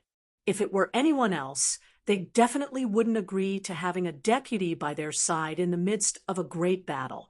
They might even take the opportunity to make a fuss. The matter was just as Mao Mu had thought. At this time, Wu Ben appeared in the capital guard and took up the post with an internal affairs report from the Imperial Horse Directorate. As expected, Fan Zhong's thoughts went astray. In the future, the emperor was worried that the army wouldn't be under his control, so he used a conventional method. Thus, not only did he accept Wu Ben's appointment as deputy commander, he didn't report this matter to the emperor. What should he write in the report? Ask why? As for Zhu Qizhen, of course, he didn't know that he already had a deputy commander in the capital guard. Even if he knew, Mao Mu would explain that it was to better watch over the army. Of course, Zhu Qizhen wasn't so easy to fool. Without ordering the embroidered uniform guards to arrange people in such an important unit like the capital guard, who knew if he would think too much about it? This was why he secretly did things. Now, it seemed that Mao Mu had made the right bet. Wu Ben's matter didn't attract anyone's attention. This played an important role in taking over the capital guard. Guangzhou Prefecture. Guaning and his group were sent back here. The first thing Yu Mian did was to visit the small courtyard where they were locked up. At this time, Guaning no longer had his previous high-spirited appearance. Instead, he looked dejected. Before the war, he still had aspirations. Although he knew that the 5-star army was very strong with the geographical advantage and numbers advantage, it wasn't certain that they would lose. But after the real battle, he realized that the 5-star army's strength was far beyond his expectations. They couldn't even be described as an army. It was more appropriate to call them a human meat grinder. They had heavy firearms that no one dared to imagine, and they also had mobility that was faster than a warhorse. They were also a group of elites that had experienced life and death on the battlefield. Such an opponent should not exist in this world. Such an opponent, not to mention him, even the strongest army since the Han Dynasty wouldn't be a match for them. Losing to such a person wasn't shameful at all. That was why he gave the order for the entire army to surrender. Guaning was a talent that Kuang Yi valued. His military ability was very good, and his commanding ability was also very strong. But knowing that they would lose, he couldn't make his brothers fight with their lives on the line. This was also why Yu Mian appeared before him. If not, with Yang Qindong's temper, Guaning would have been locked up and forced to do hard labor until he died. It was also because Guaning was able to see the big picture and knew how precious the lives of Han soldiers were that Yu Mian gave him a chance. Naturally, there was only one chance. If he couldn't grasp it, then he couldn't blame anyone else. When Yu Mian arrived, he immediately explained Yang Qindong's intentions to Guaning. General Guan, it's true that you're a talent. In the Southern Ming army, you're one of the best. But in the Yangxia army, you're really nothing much. Bugnam of Gojosian's subordinates are all generals who have experienced countless battles. We don't lack talents in this field. This time, it's because you're able to see the big picture and didn't let the Han army suffer more losses that I'm giving you a chance to redeem yourself. You must understand. Yu Mian's meaning was very clear. This time, I'm not here to beg you, but to give you a chance. If you don't want to be captured, then that's fine. We've dealt with more than 1 or 2 surrendered generals like you. We have plenty of ways. After hearing these words, Guanning was completely stunned. His face was filled with confusion. This was the first time he had seen or heard of such a method of persuading someone to surrender. With his temper, he really wanted to throw Yu Mian out to show that he was a strong-willed person. Chapter 1696. Without waiting for Guanning to speak, Yu Mian continued, "Right now, I have something to report to General Guan. This time, the Southern Ming Emperor already knows that you ordered the surrender of the army. Right now, your family has been captured by the embroidered uniform guards and is in the prison of the disciplined prison. They may die at any time or be exiled or banished to the army. However, our Bugnam of Gojoseon is virtuous. Seeing that you saved so many Han soldiers, we have already arranged for people to protect your family. However, whether they are safe or not will depend on your performance." Guanning, who was about to get angry and express his dissatisfaction, and even use this to express his loyalty to the Southern Ming Empire, immediately shut his mouth. Right now, he was obviously hated by Ingzong. He could imagine how the history books would record him under the emperor's instructions. Although he believed that he did things with a clear conscience, sometimes rumors could really kill people. Even if you were dead, you would not be able to rest in peace. He had completely offended the Southern Ming Empire. If he offended Bugnam of Gojoseon, then he would not be able to rest in peace even if he died. Right now, he was worried about his family. If he wanted to say anything, he would have to think carefully. With this thought, Guanying's face became even uglier. From Yu Mian's words, he heard another meaning. That was, the current Yang Xie seemed to be able to extend his hand into the embroidered uniform guards. To exaggerate, he could even achieve the goal of controlling them. This was somewhat frightening. With the mistake he made, Ingzong would definitely send the embroidered uniform guards to capture his family. However, under such circumstances, Bugnam of Gojoseon still had the confidence to protect his family's lives. Didn't this mean that the embroidered uniform guards were no longer pure, and were no longer the butcher's knife in Ingzong's hand, where he could cut wherever he wanted, considering that the Southern Ming Empire's capital was in an uproar about the arrest of officials, 4 out of 6 ministers were arrested, and many officials from various yamen were also arrested by the embroidered uniform guards. Previously, he thought that it was because these people joined the observer group. Now, it seemed that things were not so simple. Perhaps the embroidered uniform guards' actions were not only Ingzong's idea, but also Bugnam of Gojoseon's idea. Thinking about it, if those capable officials were all arrested, how could the Southern Ming dynasty not be in chaos? Even if they were newly promoted officials, would they be able to grasp the situation in such a short time? It turned out that Yang Xie's strength had already infiltrated to such a degree. It was laughable that these generals still wanted to repel the 5-star army on the front lines. Even if the other party did not have such powerful firearms, the officials behind them were not competent enough to guarantee that they would not be able to deliver the goods. In the end, they would still fail. Thinking of this, Guanying's mood was no longer as heavy. He seemed to have already seen the scene of the Southern Ming Empire being defeated. He was just an appetizer before the defeat. Guanning, who knew that the Southern Ming Empire would become a force to be reckoned with without them, put down the burden in his heart. When he looked at Yu Mian, his tone became very polite as he said, "Thank you, Bugnam of Gojoseon, for thinking highly of me. Since this is the case, Guanning would not dare to not work for you." Guanning had surrendered. This time, he was not forced to surrender. He had truly surrendered to Yang Xie and the 5-star army. For this reason, Yang Qindong did not treat him unfairly. He directly gave him the title of Great General who pacifies the Southern Ming Empire. Not only did he find 50,000 veterans from the surrendered army for him to command, he also ordered him to be the vanguard. leading the charge from the Guangdong region to the southern Ming Empire's capital, Fengtianfu. After Guaning surrendered, he was put in an important position.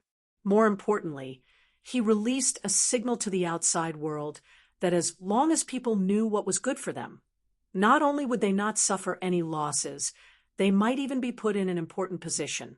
As a result, along the way, almost all of the state capitals that the army passed surrendered at the sight of the wind. All of the city capitals opened their doors early to welcome the five-star army into the city. From the beginning of the fourth month in 1468, the war officially started. In just 3 months, the five-star army's 3 armies passed through countless state capitals and finally arrived outside of Nanjing.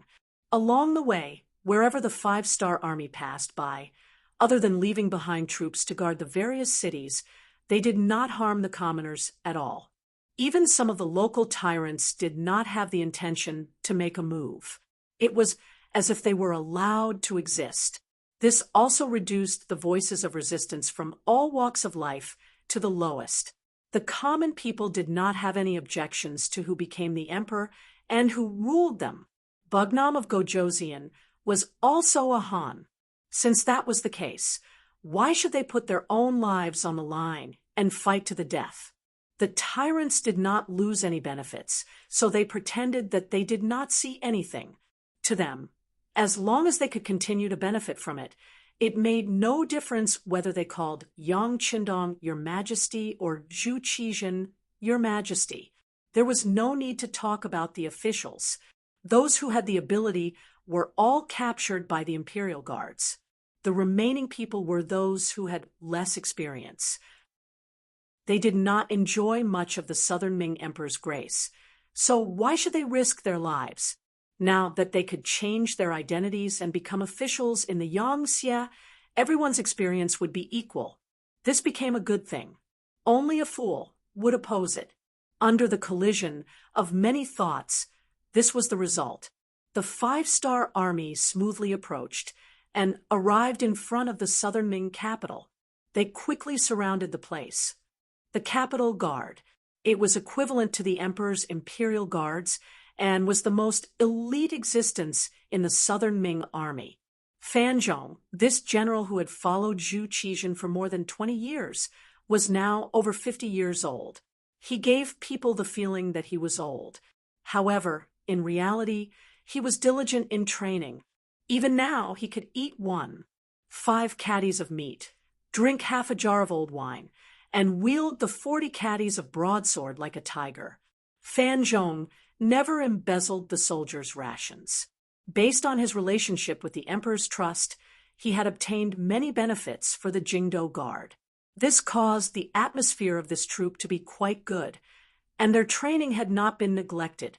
This also became the only troop in the South Ming army that had the most combat power and one of Zhu Qizhen's greatest supporters. However, all of this changed with the arrival of Wu Ben, the deputy commander. Wu Ben had come with orders and a large sum of money after he entered the capital guard. Other than showing respect to Fan Zhong on the surface, he used money to rope in the capital guard's officers. The attraction of banknotes was very strong. Especially for these martial artists in the army, they did not have as much gray income as the corrupt officials. Under Fan Zhong's watch, they did not dare to embezzle money like the other generals in the southern Ming army. They only relied on the limited amount of money they received every month. Their living standards had always been very low and even a bit miserable. As the southern Ming and Yangtze became hostile, the price of food began to rise. Relying on the money from before was not enough to feed a family. Because of this, the officers at all levels were unable to do anything. It was at this time that Wu Ben appeared. A large amount of banknotes was given out from his hands. Whenever he knew someone's family was in trouble, he would help without any compensation.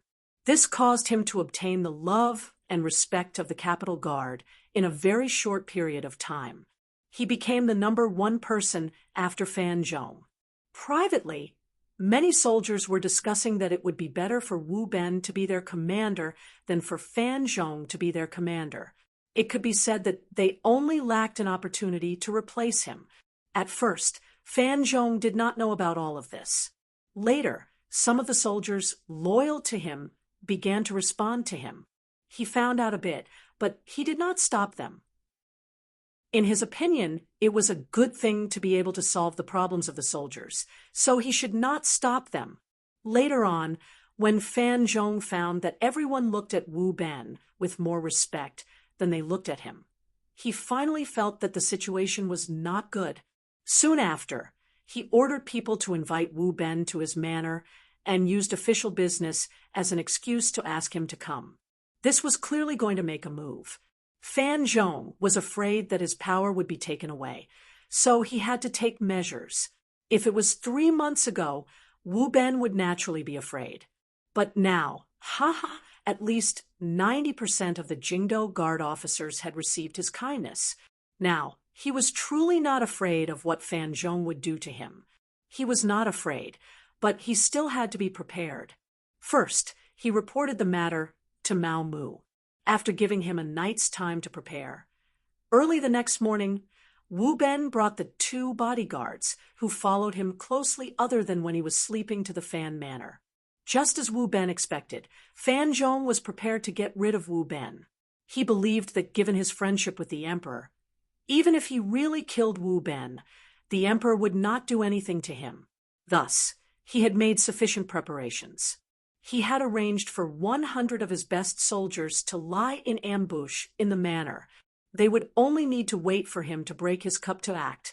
At this time, Fan Zhong was still making mistakes. He still wanted to persuade Wu Ben to withdraw from the Jingdo Guard and return the army to his hands. It had to be said that Fan Zhong was not ruthless enough. This doomed him to a tragic end. In the Fan Manor, the servants had already prepared food and wine in advance. Fan Zhong and Wu Ben sat across from each other. They chatted as they ate. At the beginning, it was Fan Zhong who spoke while Wu Ben listened. Most of the time, he spoke in a gentle tone. Fan Zhong also wanted to persuade the other party to retreat in the face of difficulties. It would be best if they did not use weapons. In order to give eunuch Mao Mu enough time to prepare his plans, Wu Ben pretended to listen attentively. Just like this, more than an hour passed. Fan Zhong had also earnestly spoken for half a day. Everything had been laid out. Finally, it was time to express his position. Deputy Commander Wu, you are indeed a capable person. Perhaps you have also received the Emperor's trust. However, I still have to say that, when I was serving the Emperor, you were probably not even born yet. If you really do expose some matters to the Emperor, I guarantee that the one who will suffer in the end will be you. Stop. This is a banknote worth 50,000 liang. Take it and be a good deputy commander. In the future, just eat, drink, and play. Chapter 1697. A banknote with 50,000 taels of silver written on it was pushed in front of Wu Ben. This meant that everything was about to be settled, and there had to be a conclusion. The corner of Wu Ben's mouth twitched slightly as he chuckled. Commander Fan, are you trying to dismiss a beggar? You want me to pretend to be deaf and blind for 50,000 taels of silver? How can that be? Fan Zhong's heart was filled with joy when he didn't directly refuse. He knew that the other party had spent a lot of money recently. He had done a rough calculation and found that it was around 1 million taels of silver. In comparison, 50,000 taels of silver was indeed a bit small. However, it wasn't that he didn't want to take it out, but that he really couldn't take out that much. Even 50,000 taels of silver was obtained by selling some of the things that Zhu Qizhen had given him. Fan Zhong, who didn't have much silver, knew that he was going overboard. He asked in a negotiating tone, however, how much does Vice Commander Wu need? I can do my best to satisfy you. In the future, a portion of the money that the imperial court earns each month will be deducted and given to you. How about it? How about it? Wu Ben directly refused. What kind of joke was this? The 5-star army was about to arrive outside the city. Who knew how long the Southern Ming Empire could last? If he wanted to wait for the monthly payment, then who knew how long it would take? Although Wu Ben still didn't know Mao Mu's true identity, he already had a feeling. He thought that eunuch Mao wanted him to lead the capital guard because he wanted to use this as an excuse to negotiate with the 5-star army. Since this was the case, he had to firmly grasp the military power in his hands. Wu Ben, who had opened his mouth to refuse, continued, "If you want me to withdraw, then take out 2 million taels of silver. Otherwise, there's no need to talk." 2 million taels of silver was equivalent to paying half of the price. From a certain perspective, it was a bit overboard, but it wasn't much. However, Fan Zhong wasn't rich. He was only a general and wasn't greedy for money. How could he have so much silver? Seeing that there was no room for discussion, Fan Zhong had no choice but to reveal a fierce gaze as he looked at Wu Ben and asked, "Is there really no room for negotiation? Apart from paying directly, there's nothing else to talk about." Wu Ben shook his head and said with a resolute expression, "Good, good, then don't blame this old man." Fan Zhong knew that he had no other choice now that things had come to this point. He immediately threw the wine cup to the ground with a bang. Soon after, the sound of footsteps rang out. 100 executioners who had been lying in ambush rushed out from all directions, completely surrounding Wu Ben and the other two. Seeing so many people surround them, but eunuch Mao Mu's backup plan still not appearing, Wu Ben's expression changed as he asked, "Commander Fan, what are you trying to do?" "I'm the vice commander of the Capital Guard, personally appointed by the Emperor. I haven't done anything wrong. You can't treat me like this." "I'm sorry." Fan Zhong didn't want to continue arguing. He admitted that he was in the wrong.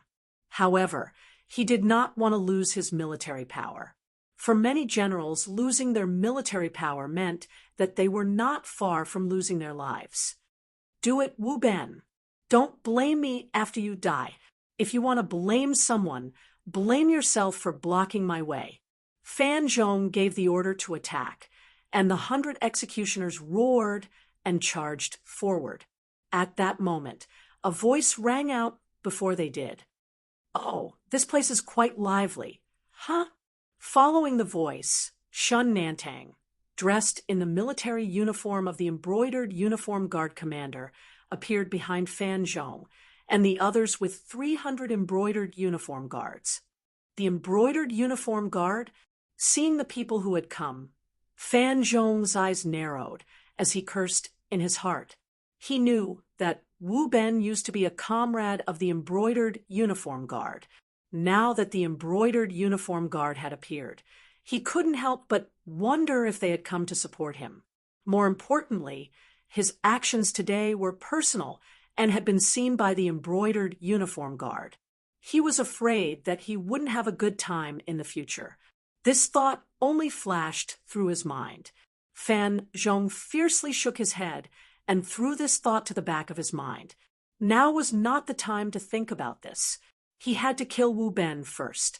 As long as this person died, there would be no suitable commander of the Capital Guard. Presumably, for this reason, the Emperor would not kill him. He would only let him redeem himself through meritorious service.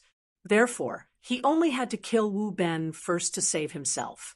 Thus, even though the embroidered uniform guard had appeared, Fan Zhong still had no intention of stopping. Instead, he continued to shout, "What are you waiting for? Quickly kill him." Fan Zhong would stake everything on a single throw. This was something that Shen Nantang hadn't expected. Seeing that the executioners ignored him and continued to rush towards Wu Ben, he shouted angrily, "Little ones, Fan Zhong is rebelling. Let's attack together and destroy them." Shen Nantang was really anxious. This mission was given to him by Mao Mu last night. He had repeatedly urged him to protect Wu Ben's safety. In fact, he had arrived a long time ago. He hadn't shown himself because he was waiting for a suitable opportunity. He wanted to let Fan Zhong make the first move. This way, even if this matter was reported to the emperor, he wouldn't be afraid. A commander wanted to kill a deputy commander without the emperor's order. Based on this, the embroidered uniform guard could use all kinds of methods. Originally, he thought that everything was under his control. He had never expected that Fan Zhong would dare to kill in front of the embroidered uniform guard. This made him turn pale, with fright. At the same time, he drew out his embroidered spring saber and directly rushed forward.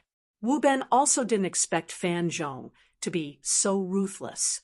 Usually, this old man looked honest and considerate. It seemed that one really couldn't judge a person by their appearance. At this time, it was meaningless to talk about this. Seeing that the executioners were rushing toward him, Wu Ben drew out his saber and prepared to fight with all his strength. But at this time, two figures reacted faster than him. They had already rushed out with sabers, one on the left and one on the right, protecting him from both sides. They forcibly blocked the incoming executioners. Wu Ben had never had a chance to see the strength of these two people. No one wanted to harm him, so they had no place to use their strength. After a long time, he regarded them as existences to monitor him. It wasn't until now that he realized that Eunuch Mao was right. These two people's skills were really terrifying. They actually blocked the charging power of dozens of people. With the protection of these two people, Wu Ben's saber was even more skillful when he brandished it. At this time, the embroidered uniform guard also attacked from behind. Under the desperate attacks of Shen Nantang and the others, more than 20 soldiers were cut down in a short period of time. More than 30 people were injured. The development of the situation was completely beyond Fan Zhong's expectations.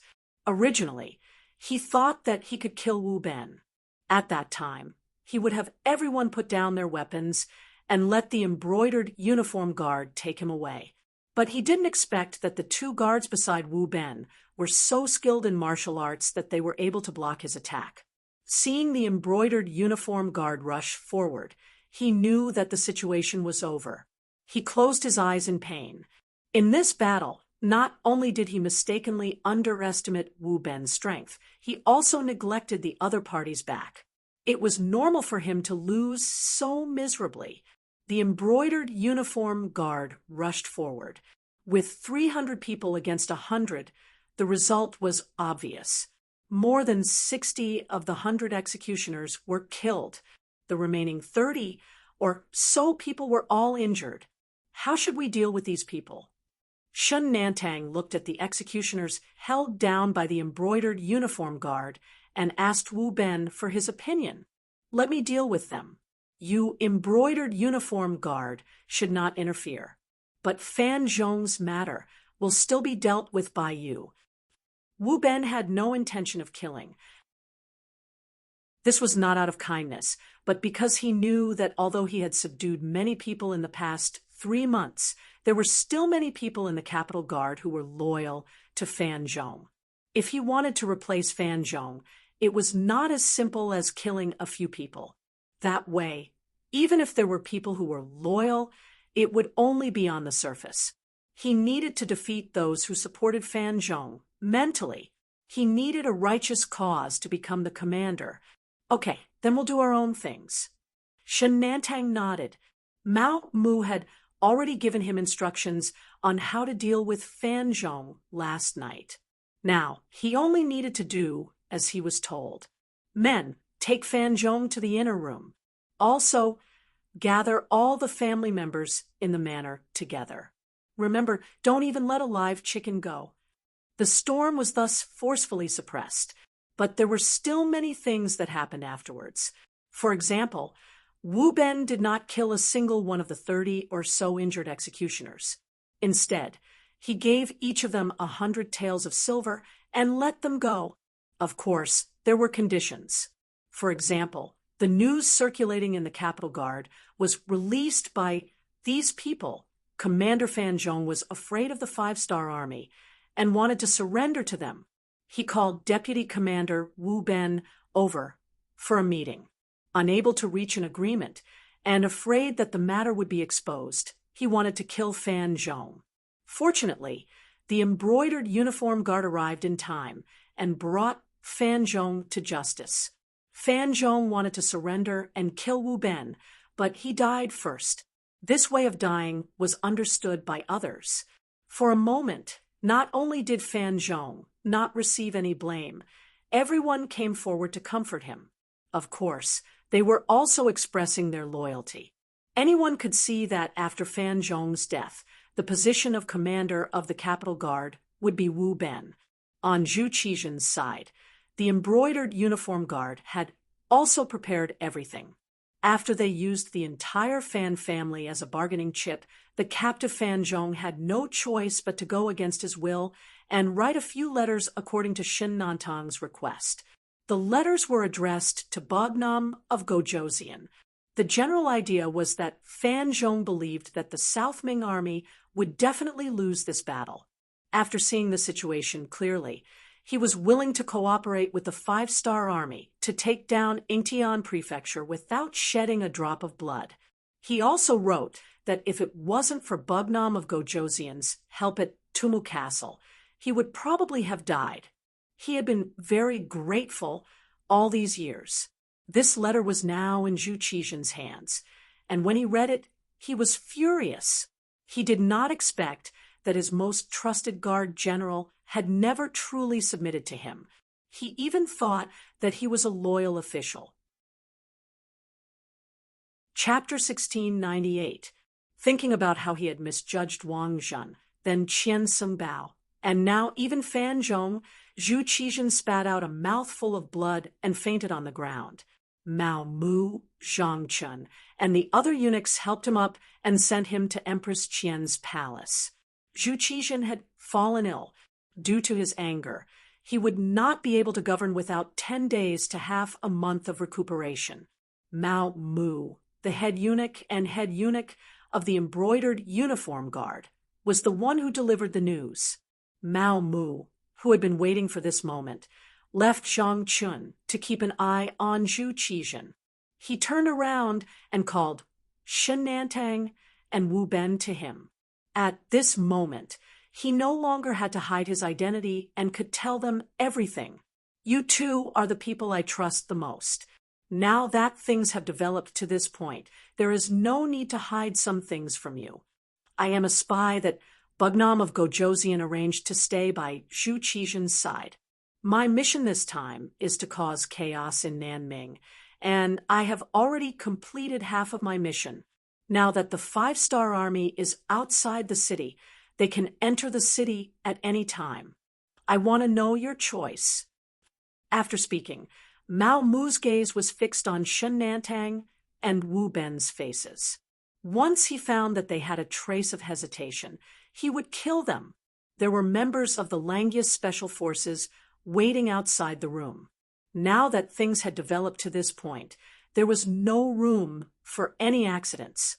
Mao Mu's words were both unexpected and reasonable when they were heard by Shen Nantang and the other man. After all, they had participated in many things. They had some guesses about Mao Mu's actions.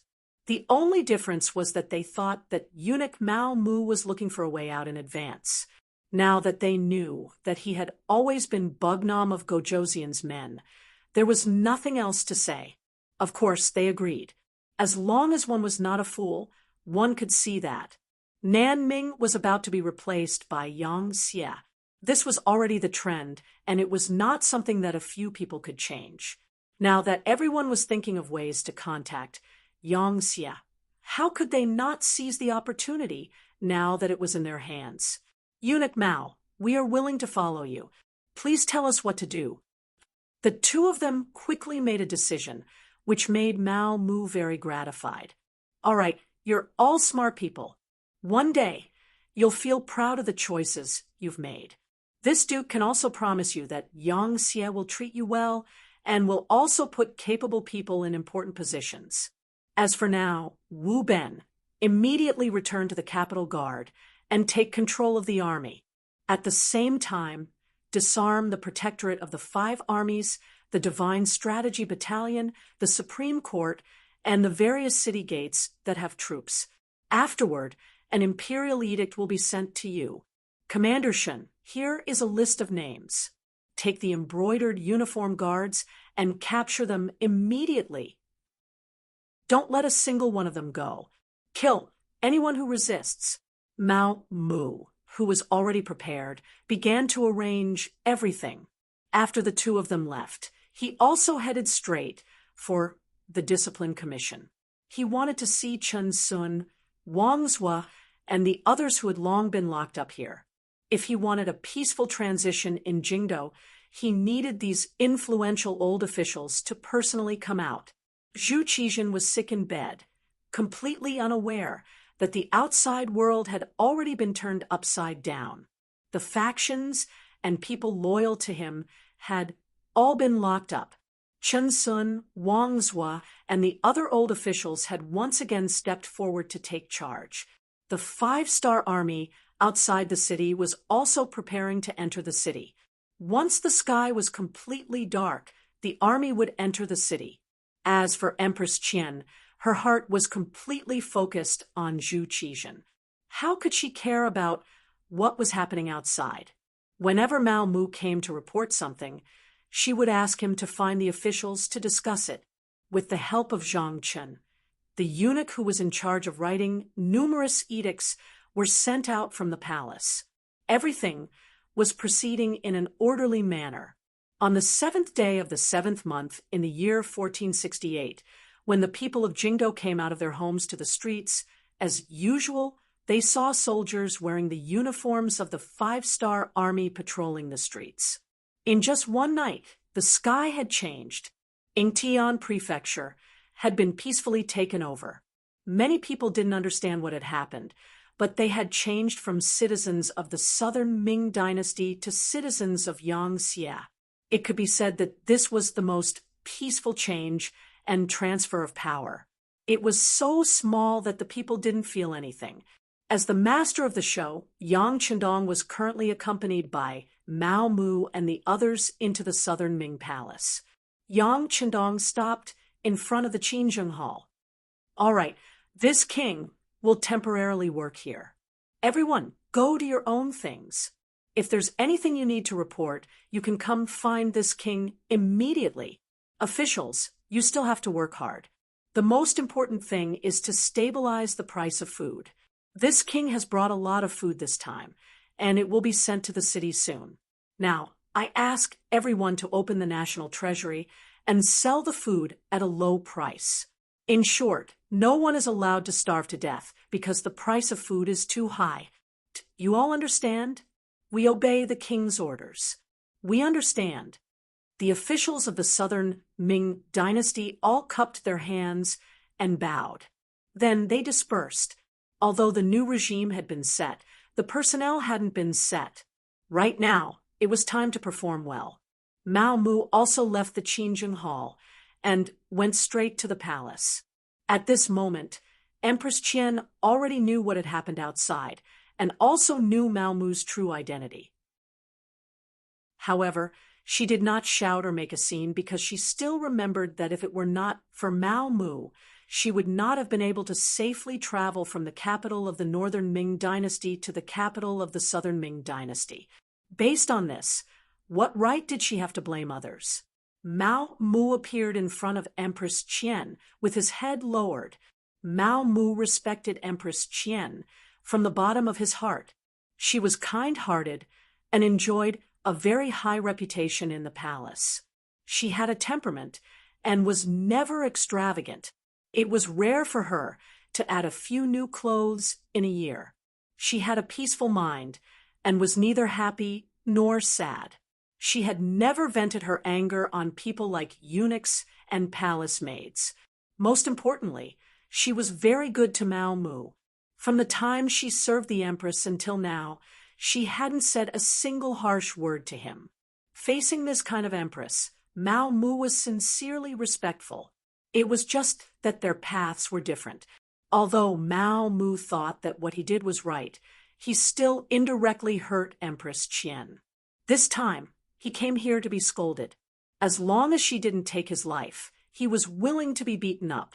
Alas, Empress Qian sighed, as if she had released all the depression in her heart. Well, it's useless to say more now. Now, the emperor urgently needs to rest and doesn't want anyone to disturb him. Can you do that? Mao Mu didn't expect that Empress Qian still didn't want to scold him at this time. He was moved. Empress, this servant will definitely not let anyone disturb the emperor, and you. The imperial doctor will also come 3 times a day to take your pulse. If the empress needs anything, you can tell this servant. He didn't even call himself a minister. Just from the way he addressed her, it could be seen that Mao Mu really treated himself as a servant in front of Empress Qian. Then I'll have to trouble you. Empress Qian nodded silently. Although she didn't know what kind of status Mao Mu had in front of Bugnam of Gojoseon, she knew that Mao Mu must have put in some effort to do this. I don't dare. As long as it's Her Majesty's order, this servant will listen to it at any time. This servant will also do my best to satisfy your request. Mao Mu lowered her head. After saying this sincerely, she left. After thinking about it, he decided to talk to Yang Qindong. Even if it was for Empress Qian, he had to do his best. In Qinzheng Hall, Yang Qindong was reading the telegram sent by Wang Shan. It was a report of the progress of the Yangtze cadres entering the provinces, prefectures, and prefectures of the southern Ming dynasty. Since the master was changed, these officials naturally had to be changed. If they were really capable, they would be gathered together to learn and finally be distributed. If they were not capable, they would be given some money to send them away. At this moment, Yang Qindong couldn't be soft-hearted at all.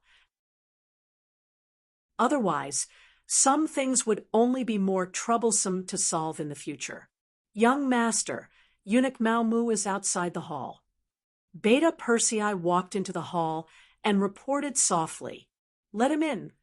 Yang Qindong nodded, then handed a telegram to Yang Bo, who was sitting next to him. "Bo, take a look at this first. Father has a question for you later." "Yes, father." Yang Bo nodded respectfully. It was said that reading 10,000 books was not as good as traveling 10,000 miles. Along the way, Yang Bo followed his father Yang Qindong and saw a lot of things that were not recorded in books. He also learned a lot of knowledge that was not recorded in books. At this moment, he was like a sponge, constantly learning and accumulating his own energy. Mao Mu walked into the hall and knelt in front of Yang Qindong with a plop. "Long live your majesty." "Mao Mu, there's no need for such a big ceremony. Get up and talk." Yang Qindong straightened his body and then looked with interest at Mao Mu, who was slowly standing up in the middle of the hall. Yang Qindong didn't have a good impression of eunuchs, but he didn't hate them either, because they were a very pitiful group. No matter the reason, it was a very sad thing to become neither male nor female. Often, even if they fought among themselves, it was just to survive or to live a better life. What was wrong with that? Everyone had the right to pursue a better life, right? But understanding was one thing. Yang Qindong didn't like to have such people around him, so he had long decided that he would not use eunuchs in his regime. There were also palace maids who were strong. They could replace eunuchs to do what they should do. This was also the reason why there were never any eunuchs in the palace. Of course, one of the reasons why he made this decision was because Yang Qindong wanted to lead the Han people to become strong and prosperous, to reach the peak of the world. Oh, if he turned some of the Han people into eunuchs, wouldn't that go against his original intention? As for not using the Han people and using other races, there was no need to consider. As long as they had the slightest bit of ability, Yang Qindong would not let the other races raise their heads. Why would he take the initiative to raise their social status? Chapter 16, 99. The decision to not use eunuchs had been made long ago. People like Mao Mu became the last batch of eunuchs. Yang Qindong had to consider whether he should stay or go. After all, Mao Mu was a meritorious official. Without his efforts, the conquest of the southern Ming Empire would not have gone so smoothly. Yang Qindong was still clear on this point. "Thank you, Your Majesty." Mao Mu stood up and raised his head. But as soon as he saw Yang Qindong looking at him with a deep gaze, he felt a lot of pressure. This time, seeing Yang Qindong was completely different from 10 years ago. At this time, Yang Qindong was dignified without being angry. His entire body was filled with a domineering and kingly aura. How could ordinary people dare to look him in the eye? First, he calmed down his complicated emotions. After making up his mind, Mao Mu finally said, "Your Majesty, how are you going to treat Zhong and Empress Qian?" After hearing this, Yang Qindong looked displeased. How to deal with others was Yang Qindong's right. Whether it was to kill, release, or even bury them, it was not something that others could question. Even the few servants of the Yang family did not dare to test Yang Qindong's attitude on such matters. Although Mao Mu had made a great contribution, it was absolutely impossible to say that he had such ability. Merit was merit, and fault was fault. Yang Qindong was particular about distinguishing right from wrong. He did not believe that Mao Mu could not see that. If he did not have such ability, it would be impossible for him to stand tall in the palace for so many years. However, Mao Mu still came and emphasized the words Empress Qian in the question. His meaning was very obvious. He wanted to know how Yang Qindong would treat Empress Qian, so much so that he would rather risk being punished. Yang Qindong replied with a grunt, his face showing displeasure. Beta Persei, who was standing at the side, had already angrily rebuked, "Eunuch Mao, you've gone too far." This was Mao Mu's great contribution. If it were anyone else, they would have been dragged out by Beta Persei. "Yes, I've gone too far. However, Empress Qian has treated me well. If Your Majesty really wants to kill her, I'll be bold enough to ask to be buried with her." Mao Mu's face was calm. Although it was said to be bold, anyone could see that at this time he was determined to help Empress Qian fight for something. "You really have guts. You." Young Heir became even angrier when he heard these words. He glared at Lin Fan as though he wanted to eat him alive. Enough. On the other hand, Yang Qindong didn't seem to be so angry anymore. He waved his hand at Second Yang, then looked at Mao Mu and said, "Are you threatening me? Do you think Your Majesty doesn't dare to touch you because you've just made a great contribution?" After a few words, Mao Mu knelt on the ground again.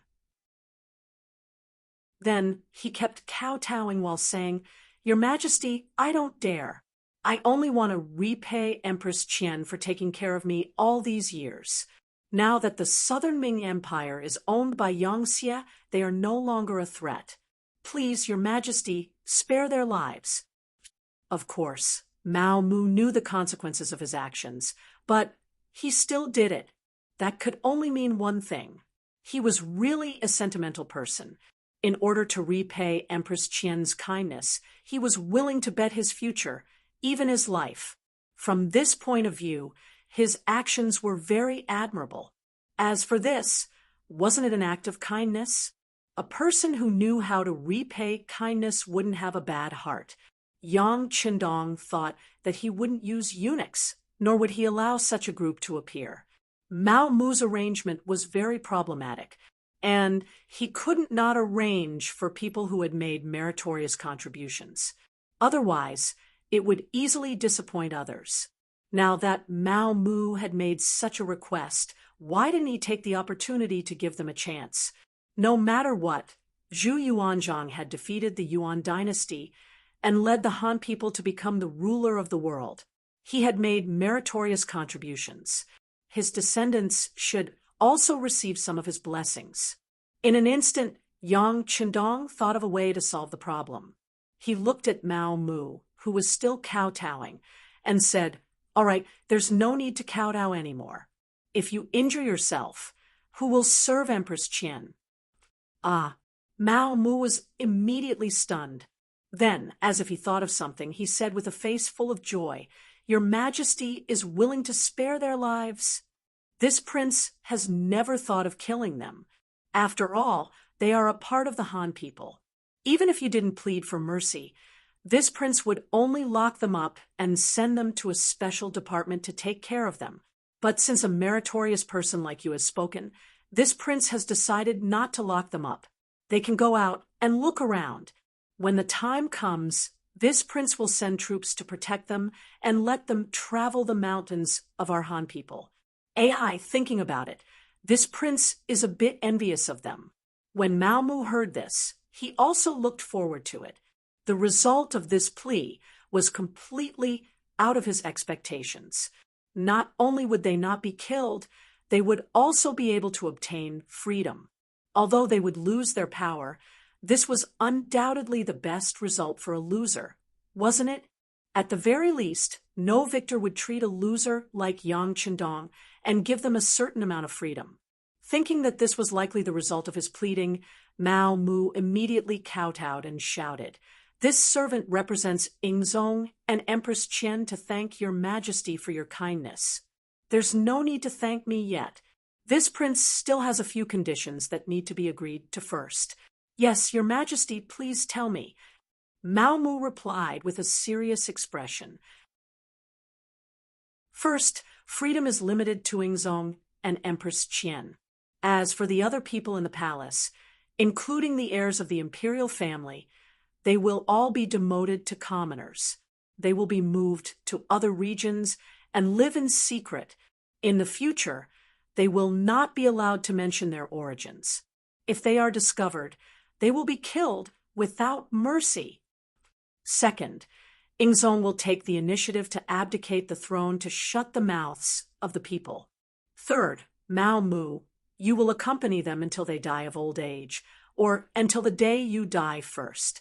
And if Zhu Qizhen still has other thoughts during this process, not only will you die, but all of his children and concubines who are wandering outside will die as well.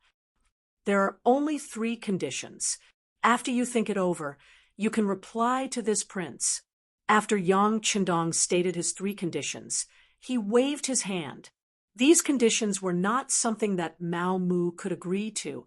It needed Ingzong and Zhu Qizhen to agree to it. Of course, if the other party did not agree, then sorry.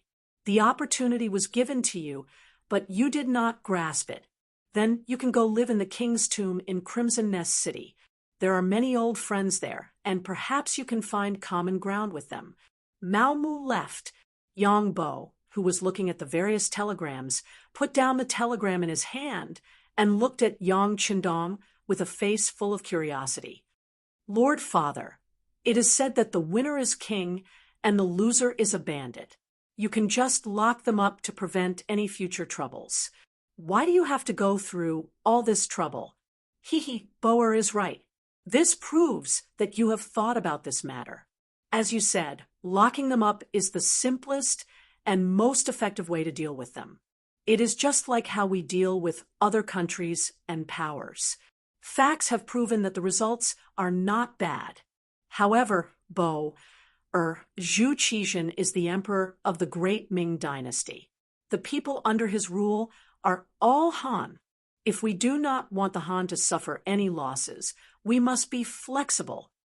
Regardless of whether it is dealing with the southern Ming dynasty or the Bai Ming dynasty, we cannot deal with them the same way we deal with the other foreign races. This way, we will only weaken our own strength. If we want the Han to rule the world, the most important thing is population. This requires a large number of people to unify the world.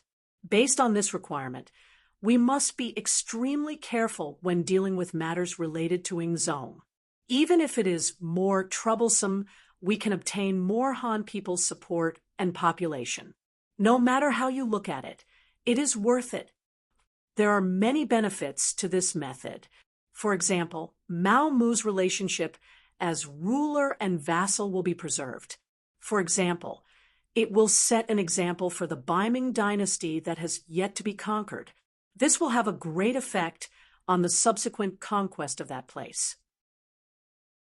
If we can subdue them without fighting and obtain the Ming dynasty without conquering them, the significance will be even greater. There is one more thing that we cannot ignore. After all, the Zhou clan has ruled the Han dynasty for many years. There are still many people who support them and are willing to pledge their loyalty to them. Speaking to this point, Yang Qindong thought about the history of the Ming dynasty. After the Jianfu dynasty entered the Great Ming dynasty, the so-called anti-Qing, and restoring the Ming dynasty continued for over 100 years. If this matter was not resolved properly, the same thing might happen to him. He said with a more confident tone, resolving Ingzong's problem is the same as resolving a lot of problems in the future. This way, we can focus more on development and construction instead of quelling the rebellion. No matter how you look at it, it will be worth it.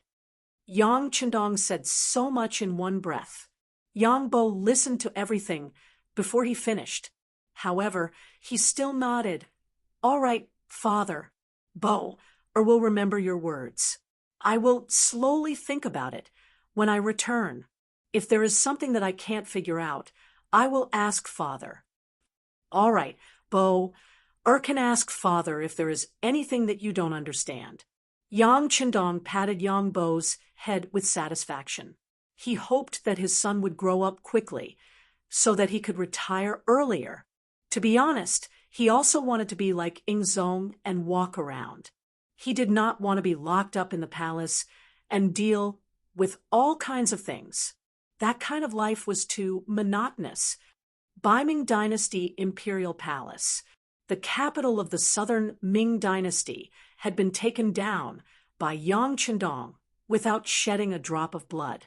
After hearing the news, the Daizong, Zhu Qiyu, spat out a mouthful of blood. Following that, he fell into a coma. However, this caused the imperial physicians and ministers in the palace to be extremely busy. Zhu Qiyu's health had not been good for nearly a year. He would spit out blood from time to time, causing people to worry, if not for the fact that there were many good things in the palace that could prolong his life. He would have died long ago. Chapter 1700. His life was hanging by a thread. One of the things that supported Zhu Qiyu's determination was that he wanted to see how Yang Xie would deal with the Southern Ming Empire. Did the Southern Ming Empire have the strength to fight back and kick Yang Xie out? In the end, both sides would become neighboring countries. The descendants of the Zhu family would then be able to protect the Great Ming Empire. When a person had hope in their heart, their life would become more tenacious. After waiting for a long time, the news finally came. The result was unexpected. Yang Xie easily took over the entire southern Ming Empire, and the Great Ming Empire lost half of its territory. This was the worst result, that Zhu Qiyu could not hold on anymore. He spat out blood and fell ill. Whether it was Zhu Qiyu or Zhu Qizhen, they were both qualified emperors. They were better than many of the Zhu family emperors in history. They were diligent, loved the people, and were willing to set an example. They were not extravagant and wasteful. They only hoped that the country would become stronger in their hands. It was a pity that they met Yang Qindong, a monster who left them in the dust in terms of spirit, thinking and action. They were destined to have a tragic ending. It was already a very amazing thing to be able to hold on until now. Zhu Qiyu fell ill again. The persistence and hope in his heart slowly diminished. If the Southern Ming Empire was still ruled by Zhu Qizhen, perhaps one day Bai Ming would still have the hope of unifying the country and restoring the great Ming Empire's glory. But now, the Southern Ming Empire had become part of Yangxia. It was unrealistic to think about unifying the great Ming Empire. When the hope in his heart was completely destroyed, Zhu Qiyu entered the end of his life. With Zhu Qiyu's illness, the power of the Southern Ming Empire fell to the crown prince, Zhu Jianshan. At this time, Zhu Jianshan was already 20 years old. He had been the crown prince for a long time, but these years were not easy at all. Every day, he had to face a large amount of knowledge and study, which made him very tired. Yang Qindong's appearance changed a lot of history. Zhu Jianshan, a child who should have died at the age of 7, miraculously lived to adulthood. Perhaps there were no records of him in history, or perhaps he was not a talented emperor at all.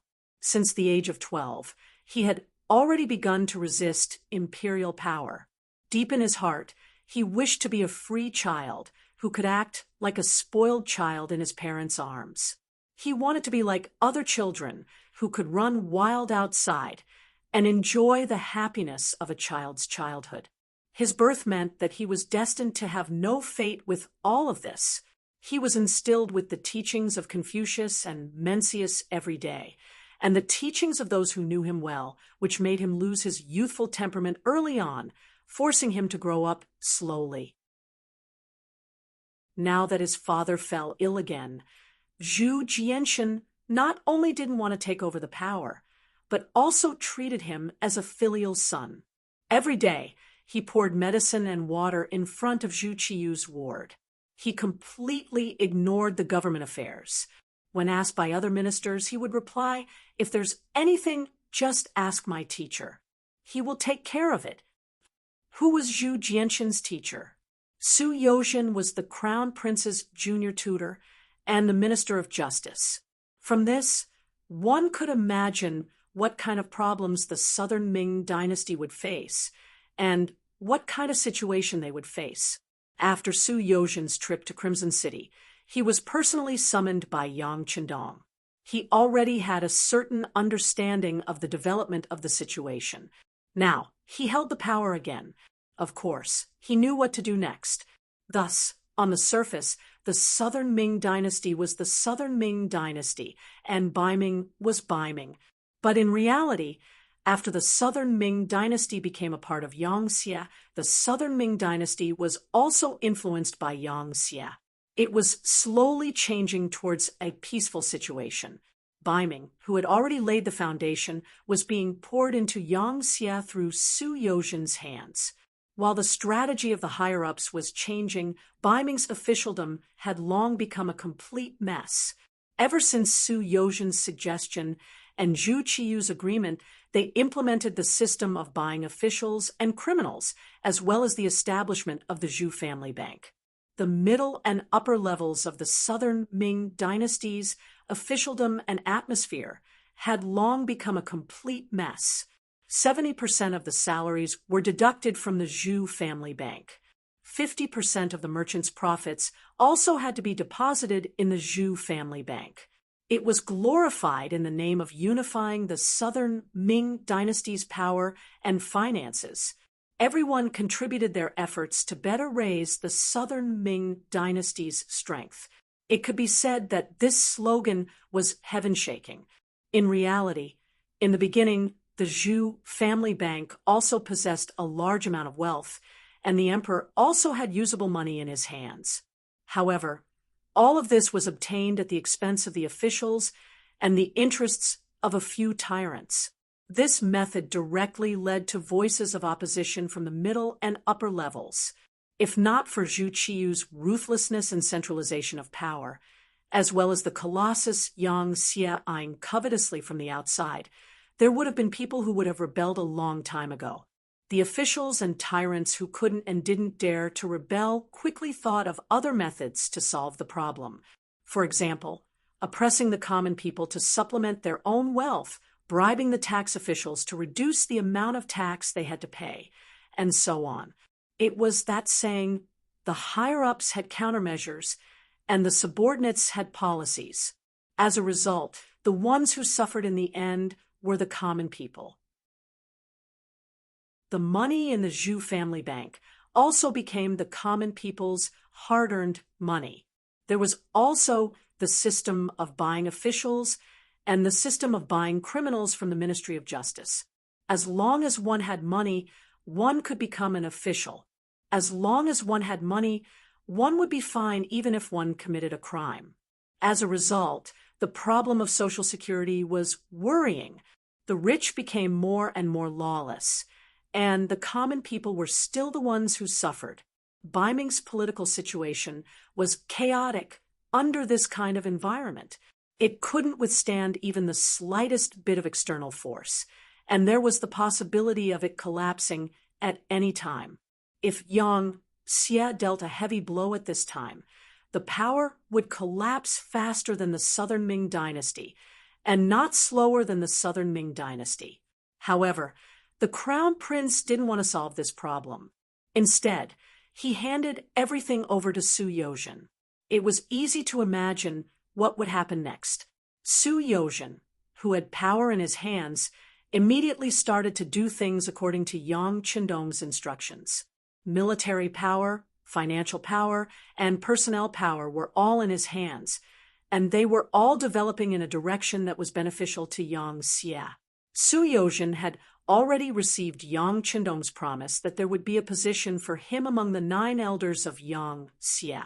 Compared to the powerful and vast Yang Xie, the power of the Southern Ming dynasty wasn't in his eyes at all. The Kingdom of Spain. This was originally one of the largest countries in the West in the 15th century. At this time, it was far from being as arrogant as it was in history. On the contrary, the atmosphere in the country was bleak. This was all because their neighbor, Portugal, was about to be attacked by Yang Xie. Admiral Miguel and Curlutz were captured by Yang Xie, and the merchant Anthony was captured. When the news reached the capital, Toledo, King Enrique IV had shouted that he must take revenge. He must let the ignorant Eastern yellow monkeys know the consequences of angering the great Kingdom of Spain. However, this was only a slogan. King Enrique, who was jokingly called a useless person in history, was more interested in countless gold, silver, and beautiful women.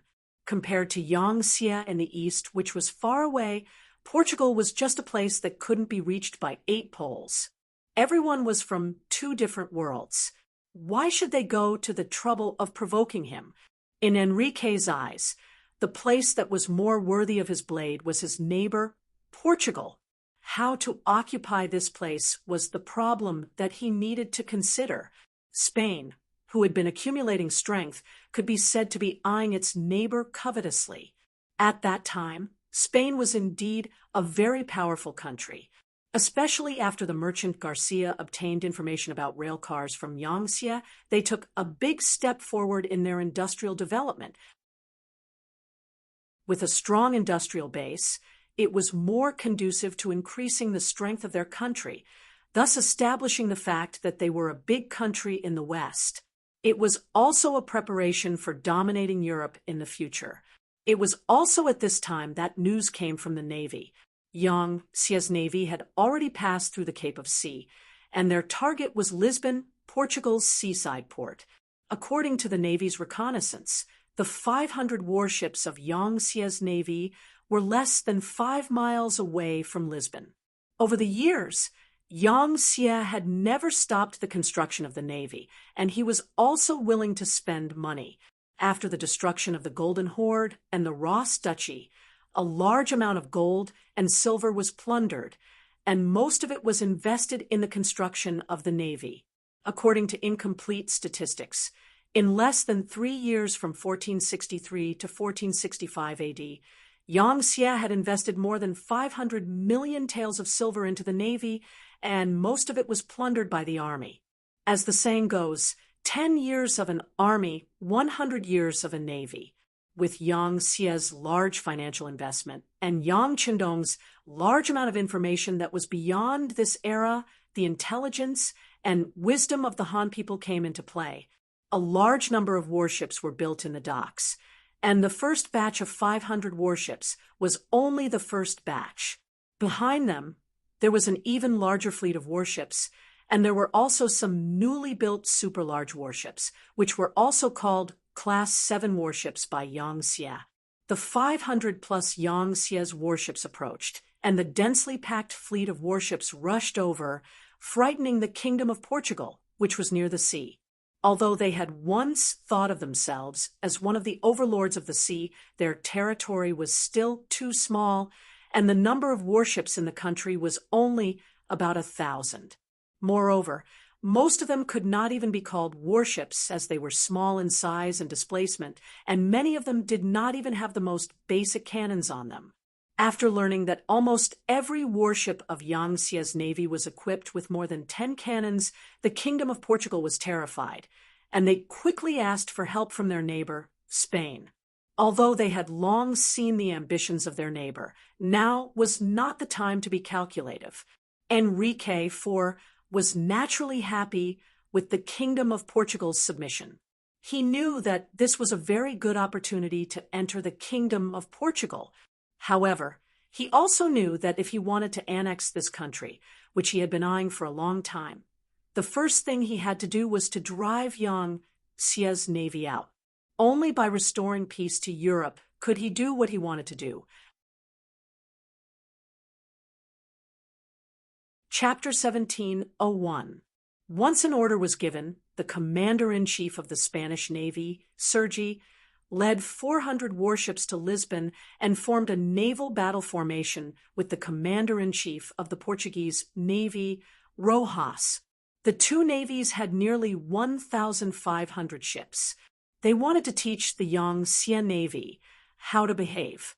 They wanted to tell these arrogant five-star army that the strength of Europe was far from what these Asian yellow-skinned monkeys could touch.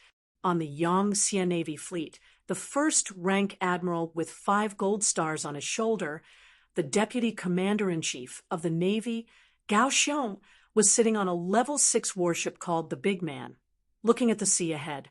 The current Gao Xiong was no longer a pirate with only a few small boats and hundreds of brothers 20 years ago. At this time, he had become the supreme commander of the Yang Xie Navy. He could easily mobilize hundreds and thousands of warships. Under his gaze, many countries in the African region had already been trampled under their feet. Gao Xiong led the navy all the way and conquered a large territory for the Yang Xie. He himself had also become a member of the Yang Xie army because of his many military achievements. He was now a first-rank admiral, becoming the third person in the Yang Xie Navy after Yang Qindong, commander-in-chief, and Tiger's Mane, commander-in-chief. The once awesome deputy commander of the army, Long Feng, was now just like him, a first-rank admiral with 5 stars on his shoulder.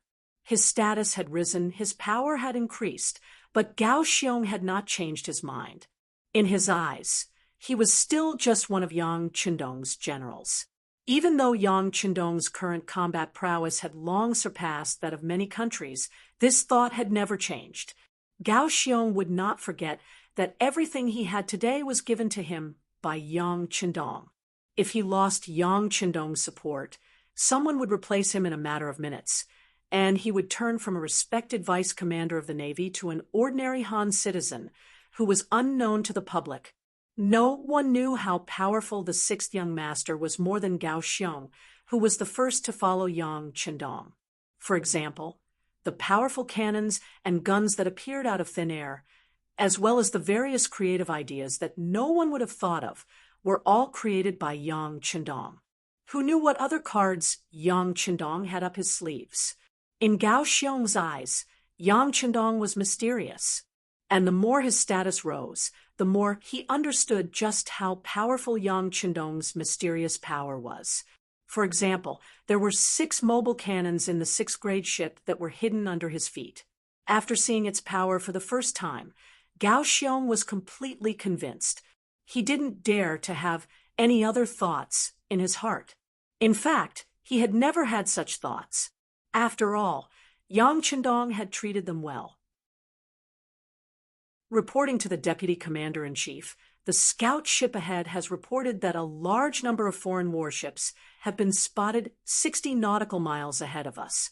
They are swarming towards us in an encirclement. A lieutenant colonel ran up to Gao Xiong and reported with a salute. There are about 1,500 warships. 1,500 ships, that's 3 times our number. Ha! But in terms of firepower, I'm afraid it's not even 1% of ours. Ha ha! Since there's such a big meal in front of us, how could we not eat it? Order the fleet to move forward at normal speed. At the same time, all ships check their ammunition and be prepared to fight at any time. After Gao Xiong gave the order, he laughed loudly. He was afraid that the enemy would escape and then use their familiarity with the sea to ambush him. That would be the most annoying thing. As for setting up a formation and fighting openly, that was what he liked the most. To be honest, from the time he had been in command until now, he hadn't had the experience of fighting against thousands of enemy ships. Now that he had the opportunity, of course he was happy because it meant that it was time for him to make a great contribution. The order was given through the radio, and the other ships maintained their normal formation and continued to move forward. However, in the ships that couldn't be seen, the soldiers were checking their ammunition. At the same time, the hidden cannons were revealed one by one, like a monster with its mouth wide open, waiting to devour any enemy or opponent that dared to resist. If this scene was seen by the Portuguese Navy scouts, they would definitely be shocked. Yang Xie's ships didn't only have 10 cannons, but each ship had close to 100 cannons. Even the Level 3 transport ships had 50 to 60 cannons protruding from them. All Yang Xie's ships were equipped with 150mm caliber cannons. As long as they were fixed, they didn't need to be pulled, transported, or moved like the army. This made the caliber of the cannons much more powerful, and their attack range was up to 30 kilometers. Compared to the Yang Xie's ships, most of the ships were equipped with swords, spears, crossbows, arrows, and other cold weapons. There were also hooks, spears, axes, hooks, and other weapons that were specially used in naval battles. Only the Portuguese and Spanish navies, which had a few dozen small caliber cannons on their larger ships, were worth mentioning. The small caliber cannons had a short attack range, and some of them could only hit a range of 3 to 5 kilometers. Moreover, there were also many solid shells.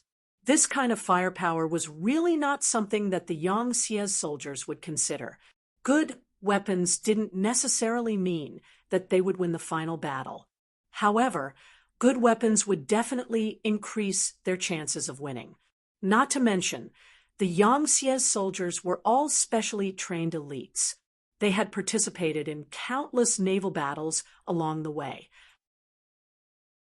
Such a veteran army, with such powerful cannons and guns, was equivalent to an invincible existence in this world. They didn't know what kind of opponent they were facing. The Portuguese and Spanish navies formed a coalition of navies, and they were still approaching the Yang Xie's navy according to their previous plan. Finally, the two sides met in the Atlantic Ocean 60 kilometers away from Lisbon. Almost at the same time, the commander-in-chief of the Portuguese Navy, Rojas, and the commander-in-chief of the Spanish Navy, Sergi, gave the order to speed up and attack the Yang Xie's navy. In an instant, 1,500 ships of the two navies raised their sails and rushed straight ahead at full speed. The distance between the two sides was constantly shrinking. 15 nautical miles, 10 nautical miles, 8 nautical miles. 7 nautical miles. 6 nautical miles. Seeing that the Portuguese and Spanish navies were getting closer and closer to them, and most of the Navy's ships entered the firing range, Deputy Commander-in-Chief Gao Xiong, who was on the Level 6 battleship, gave the order to fire. Boom, boom, boom, boom. Almost at the same time, thousands of cannons were fired and countless meteor-like red lights flashed across the sky. It was a spectacular sight. Following that, the cannonballs scattered in all directions. Rumbling sounds of explosions could be heard as the Portuguese and Spanish naval forces were hit one after another. Some of them were directly blown into two halves, while others were blown up and sunk to the bottom of the vast Pacific Ocean. The sudden attack, the powerful cannons, after a wave of artillery fire, sank at least 500 Portuguese and Spanish Navy's ships. In an instant, 1/3 of their strength was lost. This made Rojas and Sergi's eyes widen in disbelief. Just a few seconds later, the two commander-in-chief gave the same order almost at the same time, and that was to retreat again and again. As the saying goes, once an expert makes a move, you will know whether he is an expert or not. At such a distance, their cannons couldn't reach them at all, and they were completely in a position to be beaten. And judging from the power of the enemy's cannons, it was not something they could withstand. It was not an exaggeration to say that almost a single cannon could sink a small ship and make a large ship lose half of its strength. Under such intense artillery fire, how could they resist? How could they be an opponent? Unlike the Yangtze Navy, who can send orders by telegraph, they still rely on primitive semaphore to send orders. It is destined that in the chaotic battlefield, orders can't be transmitted and sent in time. Therefore, under the waves of artillery fire, except for a few Portuguese and Spanish navies that saw the new order to retreat, most of the other navies did not retreat. Instead, they crossed the sea and became the target of the Yangtze Navy's cannons. In less than half an hour, this large-scale naval battle between 2,000 warships was over. The Portuguese and Spanish navies fled at the cost of more than 1,200 navies. In the end, less than 300 navies sailed quickly to the port of Lisbon. The panicked Portuguese and Spanish navies had already lost their will to fight. They only wanted to escape to land and rely on their various facilities and trenches to resist the Yangtze Navy's attack. However, it was too late to escape at this time. The Yangtze Navy had already used the principle of steam, and its speed was not something the Portuguese and Spanish navies could compare to. Vice Commander-in-Chief Gao Xiong put down his binoculars and gave an order. Leave 200 navies to clean up the battlefield and rescue the enemy who fell into the water. The 6th young master said that now that the Southern Ming Empire has become part of the Yangtze Navy, they will need a lot of manpower to build railways and roads there. Let these people work for a while. While saying these words, Gao Xiong seemed to see the scene of these captives working in the Southern Ming Empire, and saw the moment when the 6th young master showed him. Gao Xiong's smile disappeared in a flash, and his expression became calm again. He continued, order the other 300 navies to follow the Portuguese and Spanish navies and head to the port of Lisbon. Tell the people below to not fire carelessly. Now is not the time to destroy them. These 300 navies still have their final value. The so-called final value was to intimidate the enemy. Just as Rojas and Sergi were about 2 miles away from the port of Lisbon, before they could even breathe a sigh of relief, a wave of cannon fire covered the entire area. The two commanders and their navies sank to the bottom of the sea. In this battle, they were pitiful. They basically did not have the chance to fire their cannons. Even if they did due to the distance, they did not damage a single Yangtze navies.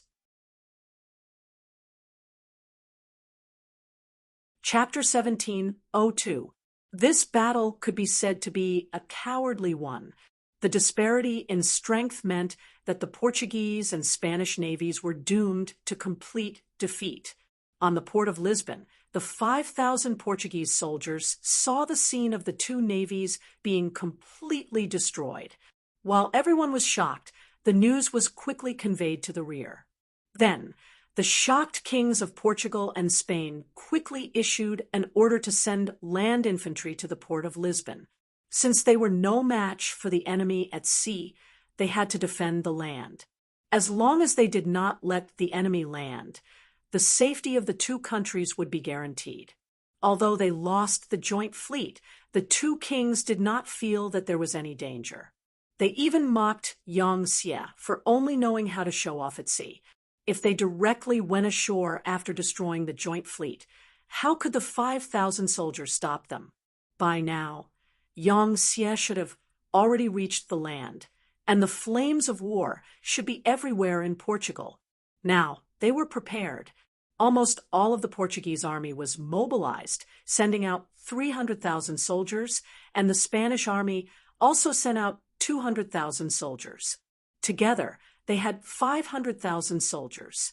How could they give the enemy a chance to go ashore? As long as the Yang Xie navy could not go ashore, how long could they last at sea? In the end, the enemy would definitely withdraw. In this way, their defense would be successful. With this failure, the Yang Xie navy would not casually attack them in the future. The two kings were still mocking the Yang Xie navy for not having the ability to go ashore and not knowing how to seize the opportunity. However, they did not know that all of this was intentional by Gao Xiong. Of course, he could directly go ashore after destroying the Portuguese and Spanish navies.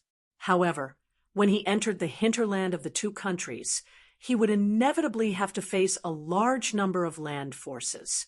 At that time, without the help of warships and cannons, it would be difficult to fight. How to severely damage or even destroy the land forces of the two countries was what Gao Xiong needed to consider. Therefore, he did not take the opportunity to go ashore. He wanted to give the other side time to mobilize their troops. In this way, a month passed. The other side prepared 500,000 soldiers on the shore of Lisbon, waiting for him to harvest.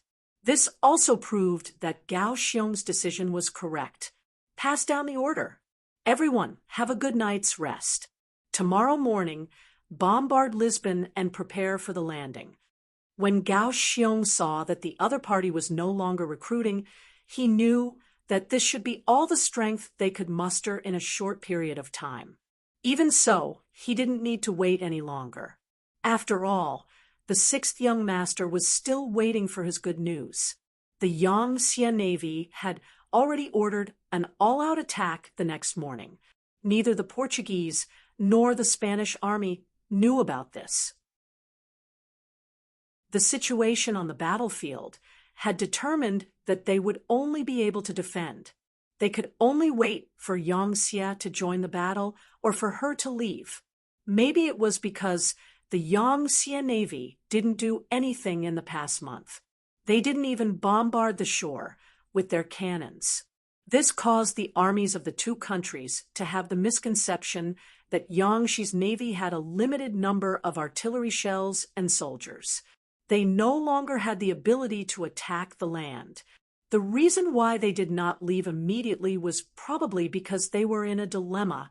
They had completely underestimated the Yang Xie navy's two armies and were not prepared at all.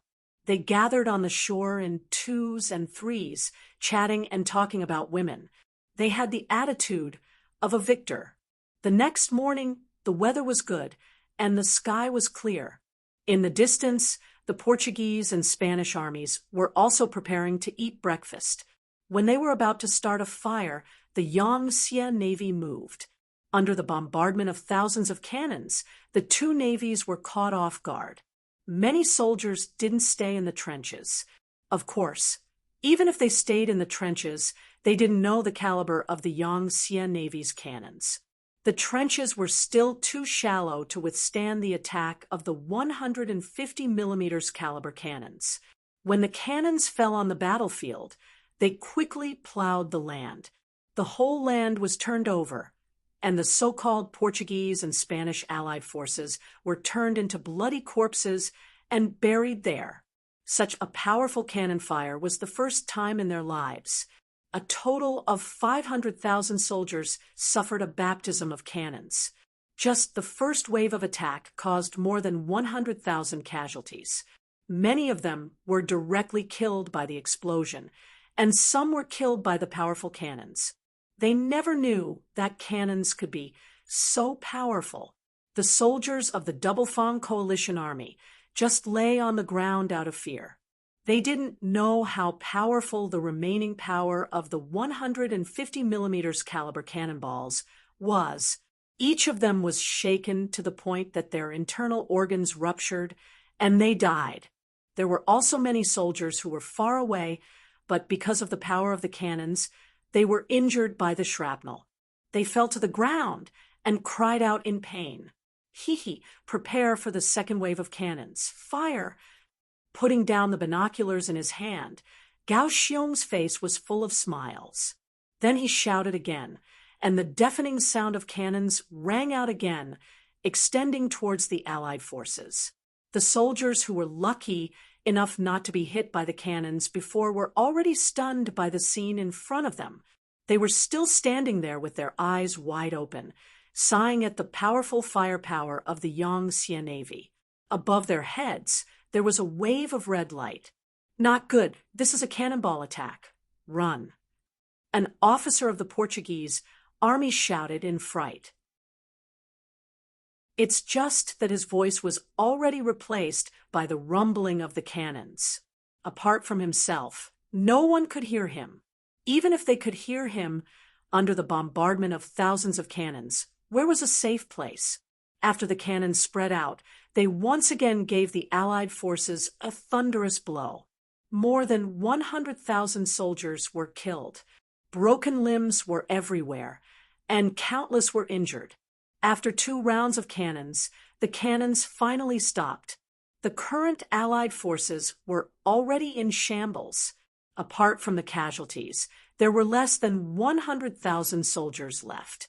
They were scattered all over the place. If they were to use cannons to attack, it would be like using cannons to kill mosquitoes. It would be a waste. At this time, the Marines could be used, and they could directly go ashore. At this moment, the 5-star Army's king of the land finally made his appearance. 6 CTZ-99 main battle tanks jumped out from the deck of the Level 6 battleship Kaohsiung was on. They passed through the temporary iron bridge built by the engineers and smoothly arrived at the port of Lisbon, Portugal. Behind the rumbling king of the land, there were tens of thousands of soldiers from the cold front. They all carried the same Type 95 and charged towards the shore in large strides. The cannons rumbled, and the gunshots burst out. The soldiers who weren't covered by the cannons became live targets. When the Allied soldiers were still holding onto spears, sabers, and spears, they surged forward. Lines of fire appeared several hundred meters away, turning into huge meat grinders. When tens of thousands of soldiers were bombarded and shot to death, the fighting spirit of the remaining soldiers of the Double-Teeth Alliance finally collapsed. There was only one thought in their minds, and that was to escape. Run as far away as possible from these murderous demons. It was just like the scene when the 8-Nation Alliance set foot on China many years later. At this time, the 5-star Army's navy came ashore with unparalleled might, and the Tufan Alliance was completely defeated. Tens of thousands of Marines, under the leadership of the 6 tanks, smoothly captured Lisbon, and then chased the deserters of the Tufan Alliance into the hinterland of the Kingdom of Portugal. The advantage of firearms and years of hard training finally paid off. In less than a month, the entire Kingdom of Portugal was completely captured, and then the army's vanguard kept moving towards the neighboring Toledo of the Kingdom of Spain. In the world, not only did China have traitors, but in the face of the powerful offensive of the 5-star Army, there were also many Portuguese and Western traitors. In order to survive, they took the initiative to become the guides of the Yangtze army. They helped to occupy the land of the two countries and helped to plunder the wealth of the two countries. In just 3 months, the bright red flag of the Five-Star Army was planted all over the borders of Portugal and Spain. It was worth mentioning that when Gao Xiong led the army to attack Toledo, he also found a railcar construction factory here. This was all bought by the merchant Garcia at a high price from Resin City. He originally wanted to use this to start an industrial revolution in Spain. And now, all of this fell back into the hands of the Five-Star Army. As Yang Qindong expected, it was all for the development of Yangtze. The occupation of Portugal and Spain was just a microcosm of the Yangtze Navy's conquest of the West. Things like this were happening all the time. One after another, Western countries were destroyed, and one after another, vast lands became a part of the Yang family. And this kind of war would continue until one day, Yangtze's five-star flag was planted in every corner of the Western world. Baiming capital, Zhu Qiyu, the Daizong, finally passed away due to illness. In 1469 AD, his son, Zhu Jianji, succeeded the throne and was given the title of Hezong. It was a symbol of peace. It was just a title, and it could not change everything. Baiming's strength was rapidly weakening. If not for the fact that Yangtze was still consolidating the fruits of his victory over the Southern Ming Empire, Baiming would have followed in the footsteps of the Southern Ming Empire. Obviously, Yang Qindong did not have any intention to attack Baiming.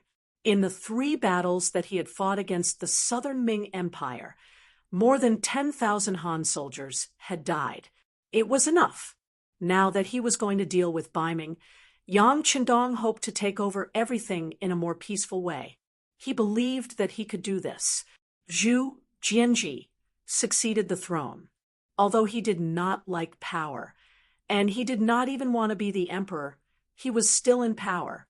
However, he was still in power and had just ascended to the throne, so he still wanted to do everything he could to turn the tide with his own strength. One of the things he did was to take back some of the power of his teacher, Su Yozhen, and personally handle the affairs of the country.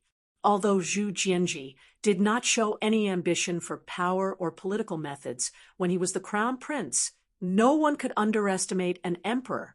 However, no one could underestimate the power of an emperor. The day Su Yozhen really took over the throne, when the Northern Ming's genie guards and Eastern faction guards were completely under her control, Zhu Jianji saw the drawbacks in some of Su Yozhen's actions. He really couldn't understand how his late parents could pass such an obvious act of cheating the country by using money to buy officials and crimes. After taking away Su Yozhen's power and confining her at home, the young and energetic Zhu Jianji began a 2-year-long journey of reform. Regarding this, Yang Qindong had been watching from the sidelines. He also wanted to see what this young emperor, who had never appeared in history, would do. Would he really be able to change the entire Northern Ming dynasty into a brand new state? Clearly, Yang Qindong was going to be disappointed. Zhu Jianji, who only wanted to rely on his own strength, was still too young. He did not understand the way of the emperor, although many of his ideas were good, and he had used a few ambitious young officials. The road of reform was not so easy to walk. When it came to the interests of the conservative factions, even the emperor would be defeated and forced to leave Maicheng. After 2 years of tossing and turning, the orders from above could not even leave the capital's Shantian prefecture. Zhu Jianji, this young emperor, was also resisted by more and more officials. At this time, Su Yozhen once again had a place to use her skills. More and more officials sought her out, hoping that she could stand up and preside over the situation. When necessary, they were even willing to lower their heads to Bognam of Gojoseon. These people were not stupid. They could already see that if they allowed Zhu Jianji to continue tossing and turning, it would not be long before their wealth would be greatly reduced. If the reform continued, their lives might not even be saved. In contrast, if they surrendered to Yang Xie, they would at least be able to live peacefully and keep at least 20% of their wealth. In comparison, this result was much more acceptable. Under the numerous calls and shouts, Su Yozhen walked out, half unwilling, half unwilling. In the imperial palace, she and Zhu Jianji, the Emperor of Peace, talked from morning until night. No one knew what they talked about, but not long after Su Yozhen came out of the imperial palace, Zhu Jianji announced that he would be recuperating in the imperial palace due to his poor health. Thus, the power of the court returned to Su Yozhen's hands. As soon as Su Yozhen ascended to the throne, the first thing she did was to send people to Wu Nanwang to ask for peace. She also expressed that they were willing to perform the courtesy of a subject, willing to give up their political power, and willing to let Northern Ming become one of the Yang faction's forces. A part of it. If it were 2 years ago, if Su Yozhen dared to say such a thing, he would definitely be condemned by thousands and cursed by tens of thousands. But now, not a single person stood up to oppose this. Perhaps they had already seen that Ming had no other choice but to be swallowed up by Yang Xie. The only difference was whether they had to submit after a fight or submit peacefully. None of the officials in the imperial palace stood up to oppose, because they had always been in favor of peace. With the idea of emphasizing culture and restraining military force, it was better not to go to war if possible. After dealing with the civil officials, only the military generals were left. As a powerful figure in the Ming army, Shi Heng had already quietly set out at this moment and came to Shi City, one of the cities built by Bognam of Gojoseon. This time, he came to ask for peace, or, to put it bluntly, he came to surrender. Marquis Wukinghao Shi Heng had already received the news that the Shaanxi army general had been secretly taken down by the Deputy General Su Dai. Now, this army was secretly moving towards Datong. It seemed that they were going to take Datong. As for the Datong Army General Sun Hong, he was old. In these years, because Ming and Yang Xie got along well, there was no war. The imperial palace had already cut off the other party's grain and provisions. Datong was constantly referees and soldiers, and it was no longer as prosperous as before. Once the Shaanxi army entered Datong, it was obvious what the result would be. At this moment, if Shi Heng did not make the right choice, he would not be given the chance to surrender in the future.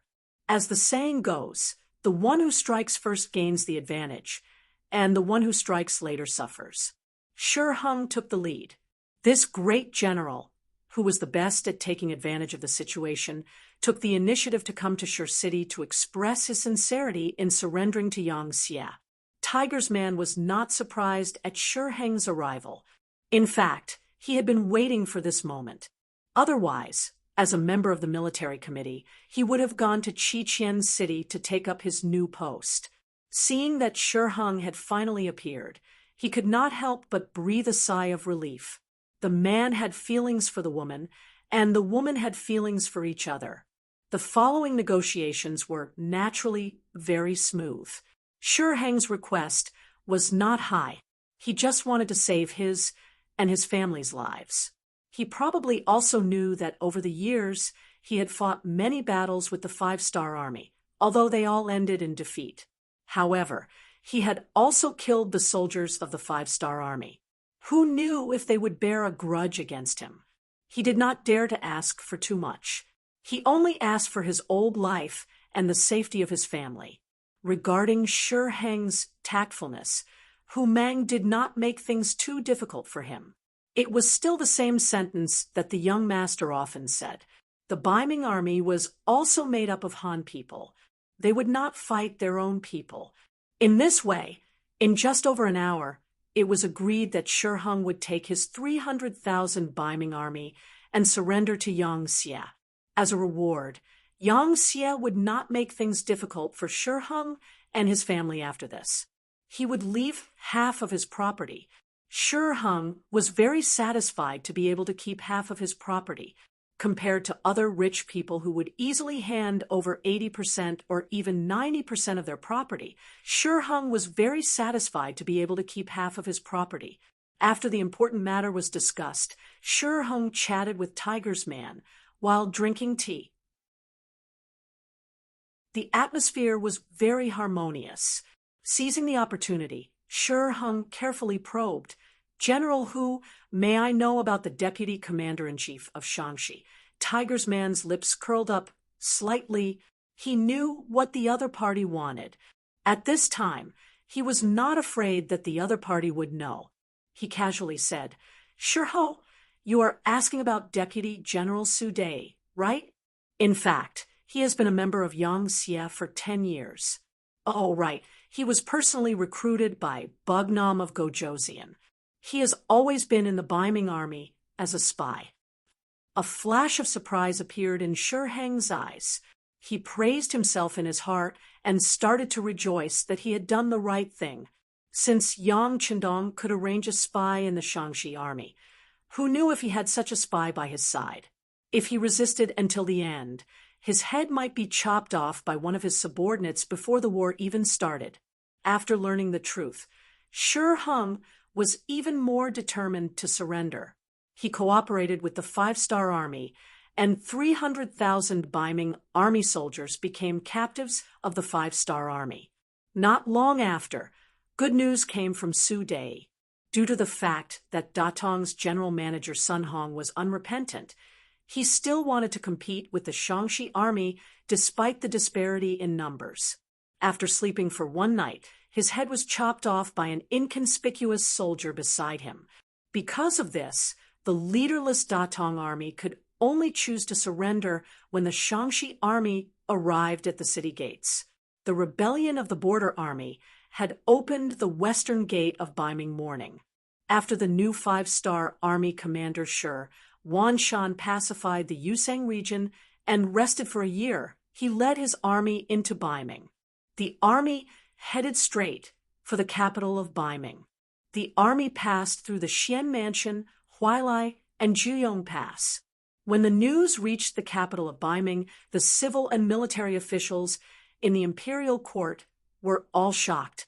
They knew that Baiming was no match for Yang Xie, but they had never expected that the army would surrender without even fighting a single battle. In the imperial palace of Baiming, Zhu Jianji, who had already stopped his reforms and handed over his authority, did not have any change in expression when he heard this news. All of this was within his expectations.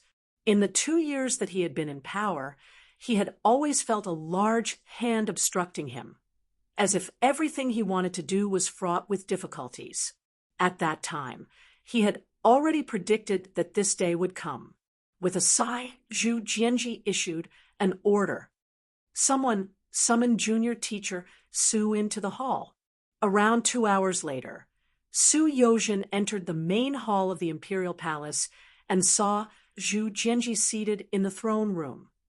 "This subject pays respects to your majesty." It was only a bow.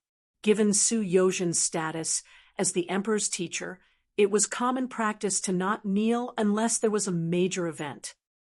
"Someone give junior teacher a seat." "Thank you, your majesty."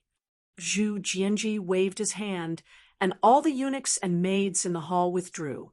Once there was no one else present, Zhu Jianji spoke with an ashen face. "Junior teacher, we can no longer protect the great Ming dynasty, right?" Zhu Jianji's voice was filled with an indescribable bleakness. Although he had no desire for imperial power, fate had made him a descendant of the Zhu clan. At this time, he had to watch the foundation of his ancestors fall into his own hands. That feeling was also very difficult to bear. Su Yozhen, who had long been prepared for this, wanted to persuade this emperor's student to take it easy, but in the end, after opening his mouth, he didn't say anything. He only spat out a word after hesitating for several breaths. Yes. Hearing this almost resolute voice, Zhu Jianji laughed bitterly. He already knew that he was powerless to reverse the situation, but even if he surrendered, he still wanted to know where he belonged. Junior teacher, do you know what our future path will be? This. If your majesty is willing to abdicate, you can travel the world like the southern Ming dynasty's emperor, and you won't have to worry about food and clothing. If you want to resist to the end, I'm afraid you'll have to enter the king's tomb for the rest of your life. HM, has junior teacher been in contact with Bugnam of Gojoseon? Hearing Su Yozhen speak in such detail, Zhu Jianji raised his eyebrows and a flame of anger burned in his heart. He had long had a feeling that Su Yozhen and Yang Xie seemed to have a close relationship. Now, it seemed that it was true. At this moment, Su Yozhen was no longer afraid of anything. Yang Xie was going to dominate the entire Great Ming dynasty, so there were some things that didn't matter even if he admitted it. He believed that even if Zhu Jianji knew, he wouldn't do anything to him, because there was no need to. On the contrary, if he really killed him, it would only make the situation in Baiming even more chaotic. Yes, Bugnam of Gojoseon sent people to find this subject. Su Yozhen actually admitted it, which was somewhat outside of Zhu Jianji's expectations. At this moment, he asked very unhappily, "What? Does junior teacher think that we are inferior to Bugnam of Gojoseon?" Su Yozhen really wanted to say yes, but at this time it was meaningless to say this.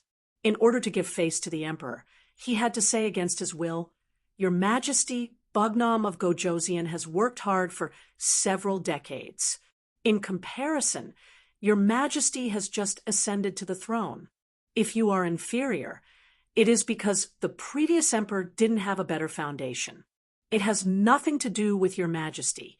In this subject's opinion, your Majesty is a wise and qualified monarch." As soon as these words fell, Zhu Jianji's expression clearly improved. Although he knew that Su Yozhen's words were obviously flattering him, he still liked to hear it. Thinking that he really wasn't as hardworking as Yang Chendong, Baiming was already full of holes. He sighed and said, "What junior teacher said is true. Even if the mandate of heaven isn't with us, we can't go against the heavens and change our fate. Thus, junior teacher should be the main person to negotiate with Bugnam of Gojoseon. You must tell them not to hurt our people. They are all innocent."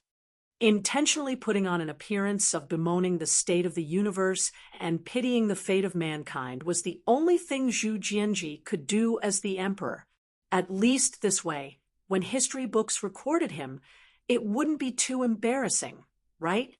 In the end, Zhu Jianji still decided to submit, although this wasn't outside of Su Yozhen's expectations. However, nothing was absolute. Before this result, he was still somewhat apprehensive. Now that everything was settled, he could finally let out a sigh of relief. He cupped his hands and replied, "Please be at ease, your Majesty. This subject will do his best to complete this matter. I will ensure the safety of Baiming's people and ensure that your Majesty will receive better treatment." The last sentence was exactly what Zhu Jianji wanted to hear. Seeing that Su Yozhen understood his intentions, he nodded in satisfaction. Then he waved his hand and said, "All right, junior teacher can withdraw. We are tired." In the 8th month of the year 1471, the Emperor of Baiming and Emperor Zhu Jianji created an imperial edict for Yang Chendong of Bugnam of Gojoseon. 3 years after the annexation of the southern Ming dynasty, Yang Xie unified Baiming and completely unified the entire Great Ming dynasty. After 22 years of division, the Great Ming dynasty was once again unified. The next month, all of the important officials of Baiming's Yang Xie rushed to Qiqian City to attend the ceremony. Yang Chendong set up the altar of life, worshipped the ancestors, and announced the establishment of the great Hua Xia Empire. The word big only meant vast. Hua referred to the land of China. Xia referred to the early days of China's history. Descendants of Huaxia was also commonly referred to by later generations. The Great Huaxia Empire completely replaced Yangxia and became the newest, strongest, and largest empire. For years later, the Great Huaxia Empire's navy continuously worked hard to unify the Western countries. The Great Migration of the world officially began. Westerners came to the East to be slaves and servants, and Han Chinese went to the West to be masters. Other than some barren and remote areas that had yet to be conquered by the Great Huaxia Empire's army, all civilized lands belonged to the Great Huaxia Empire. The Great Huaxia Empire finally unified the world. Under the chairmanship of Yang Qindong, the new cabinet meeting and military committee meeting were successfully held in Qiqian City. The cabinet elders, Yu Qian and Shun Yu, retired from the cabinet because of their age. They were replaced by the new cabinet elders, Yu Mian and Bai Shuang.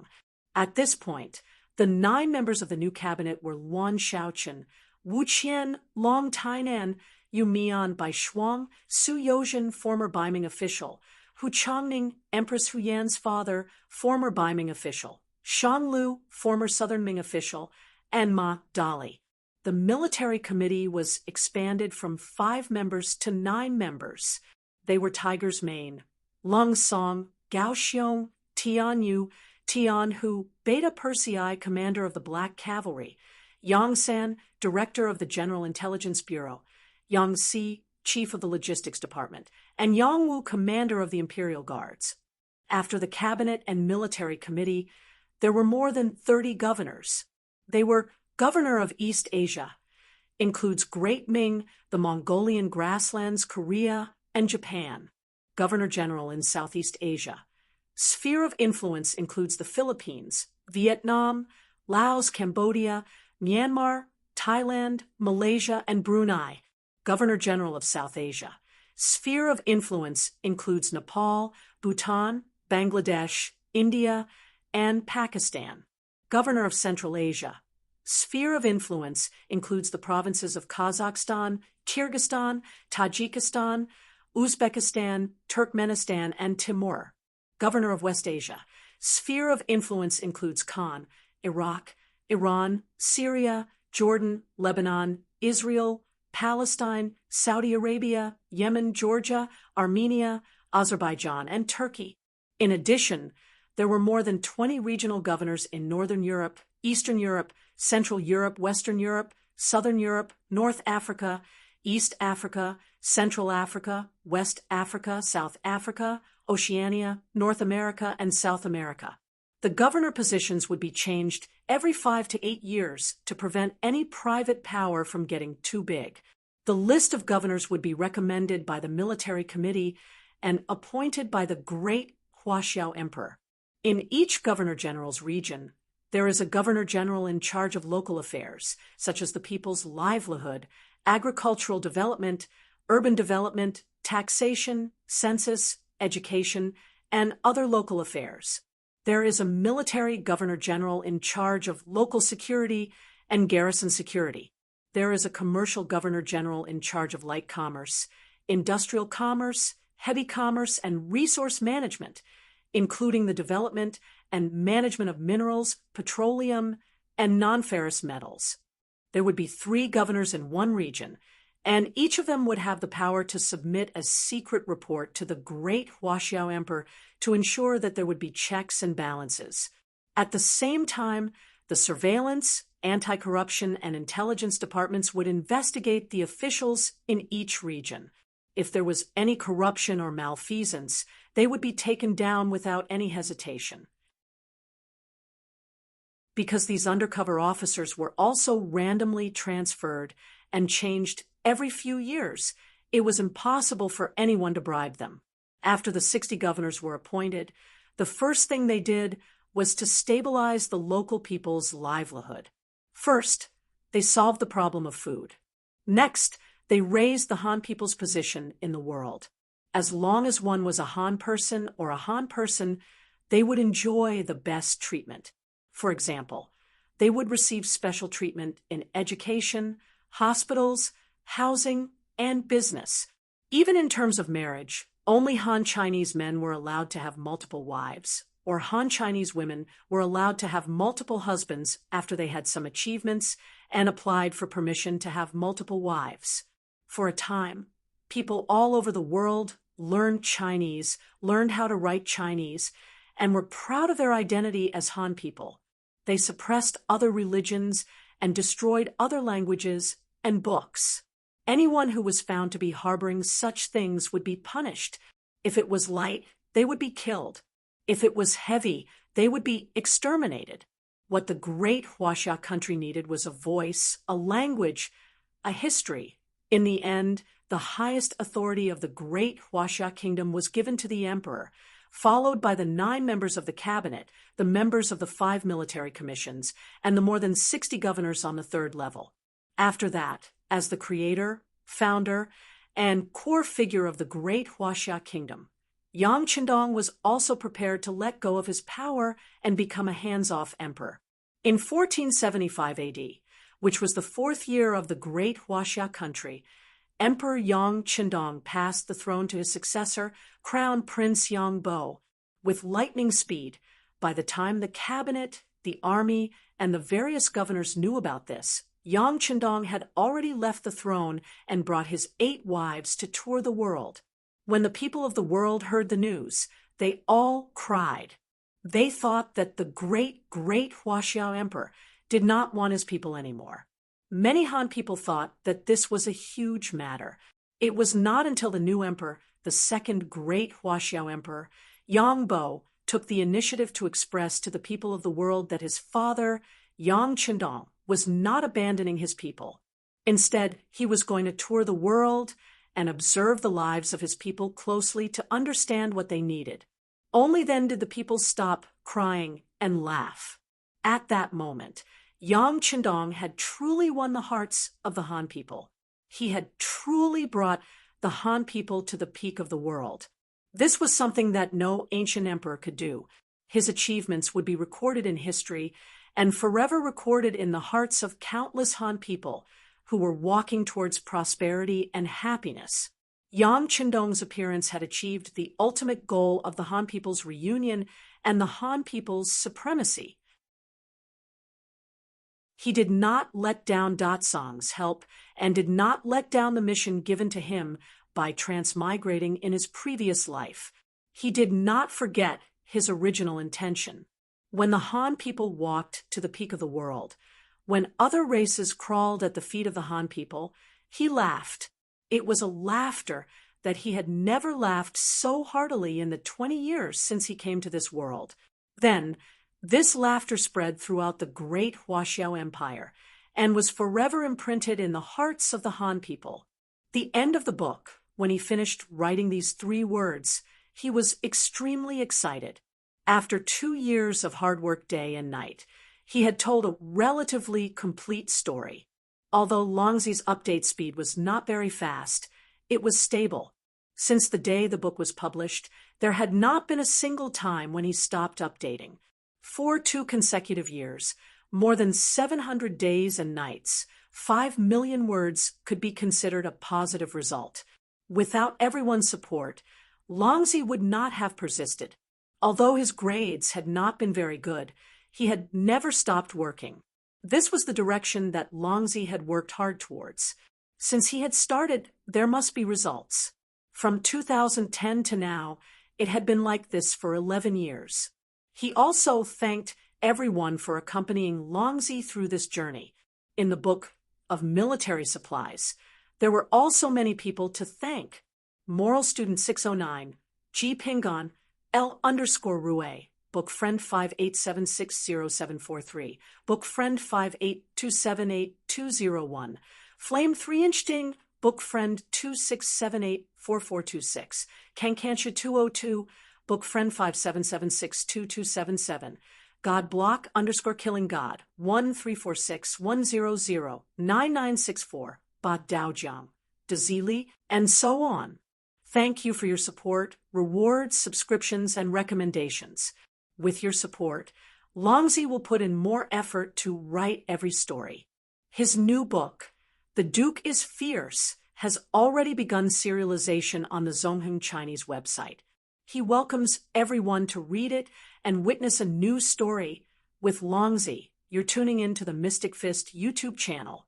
Don't forget to subscribe and join us on this journey to catch the most captivating stories.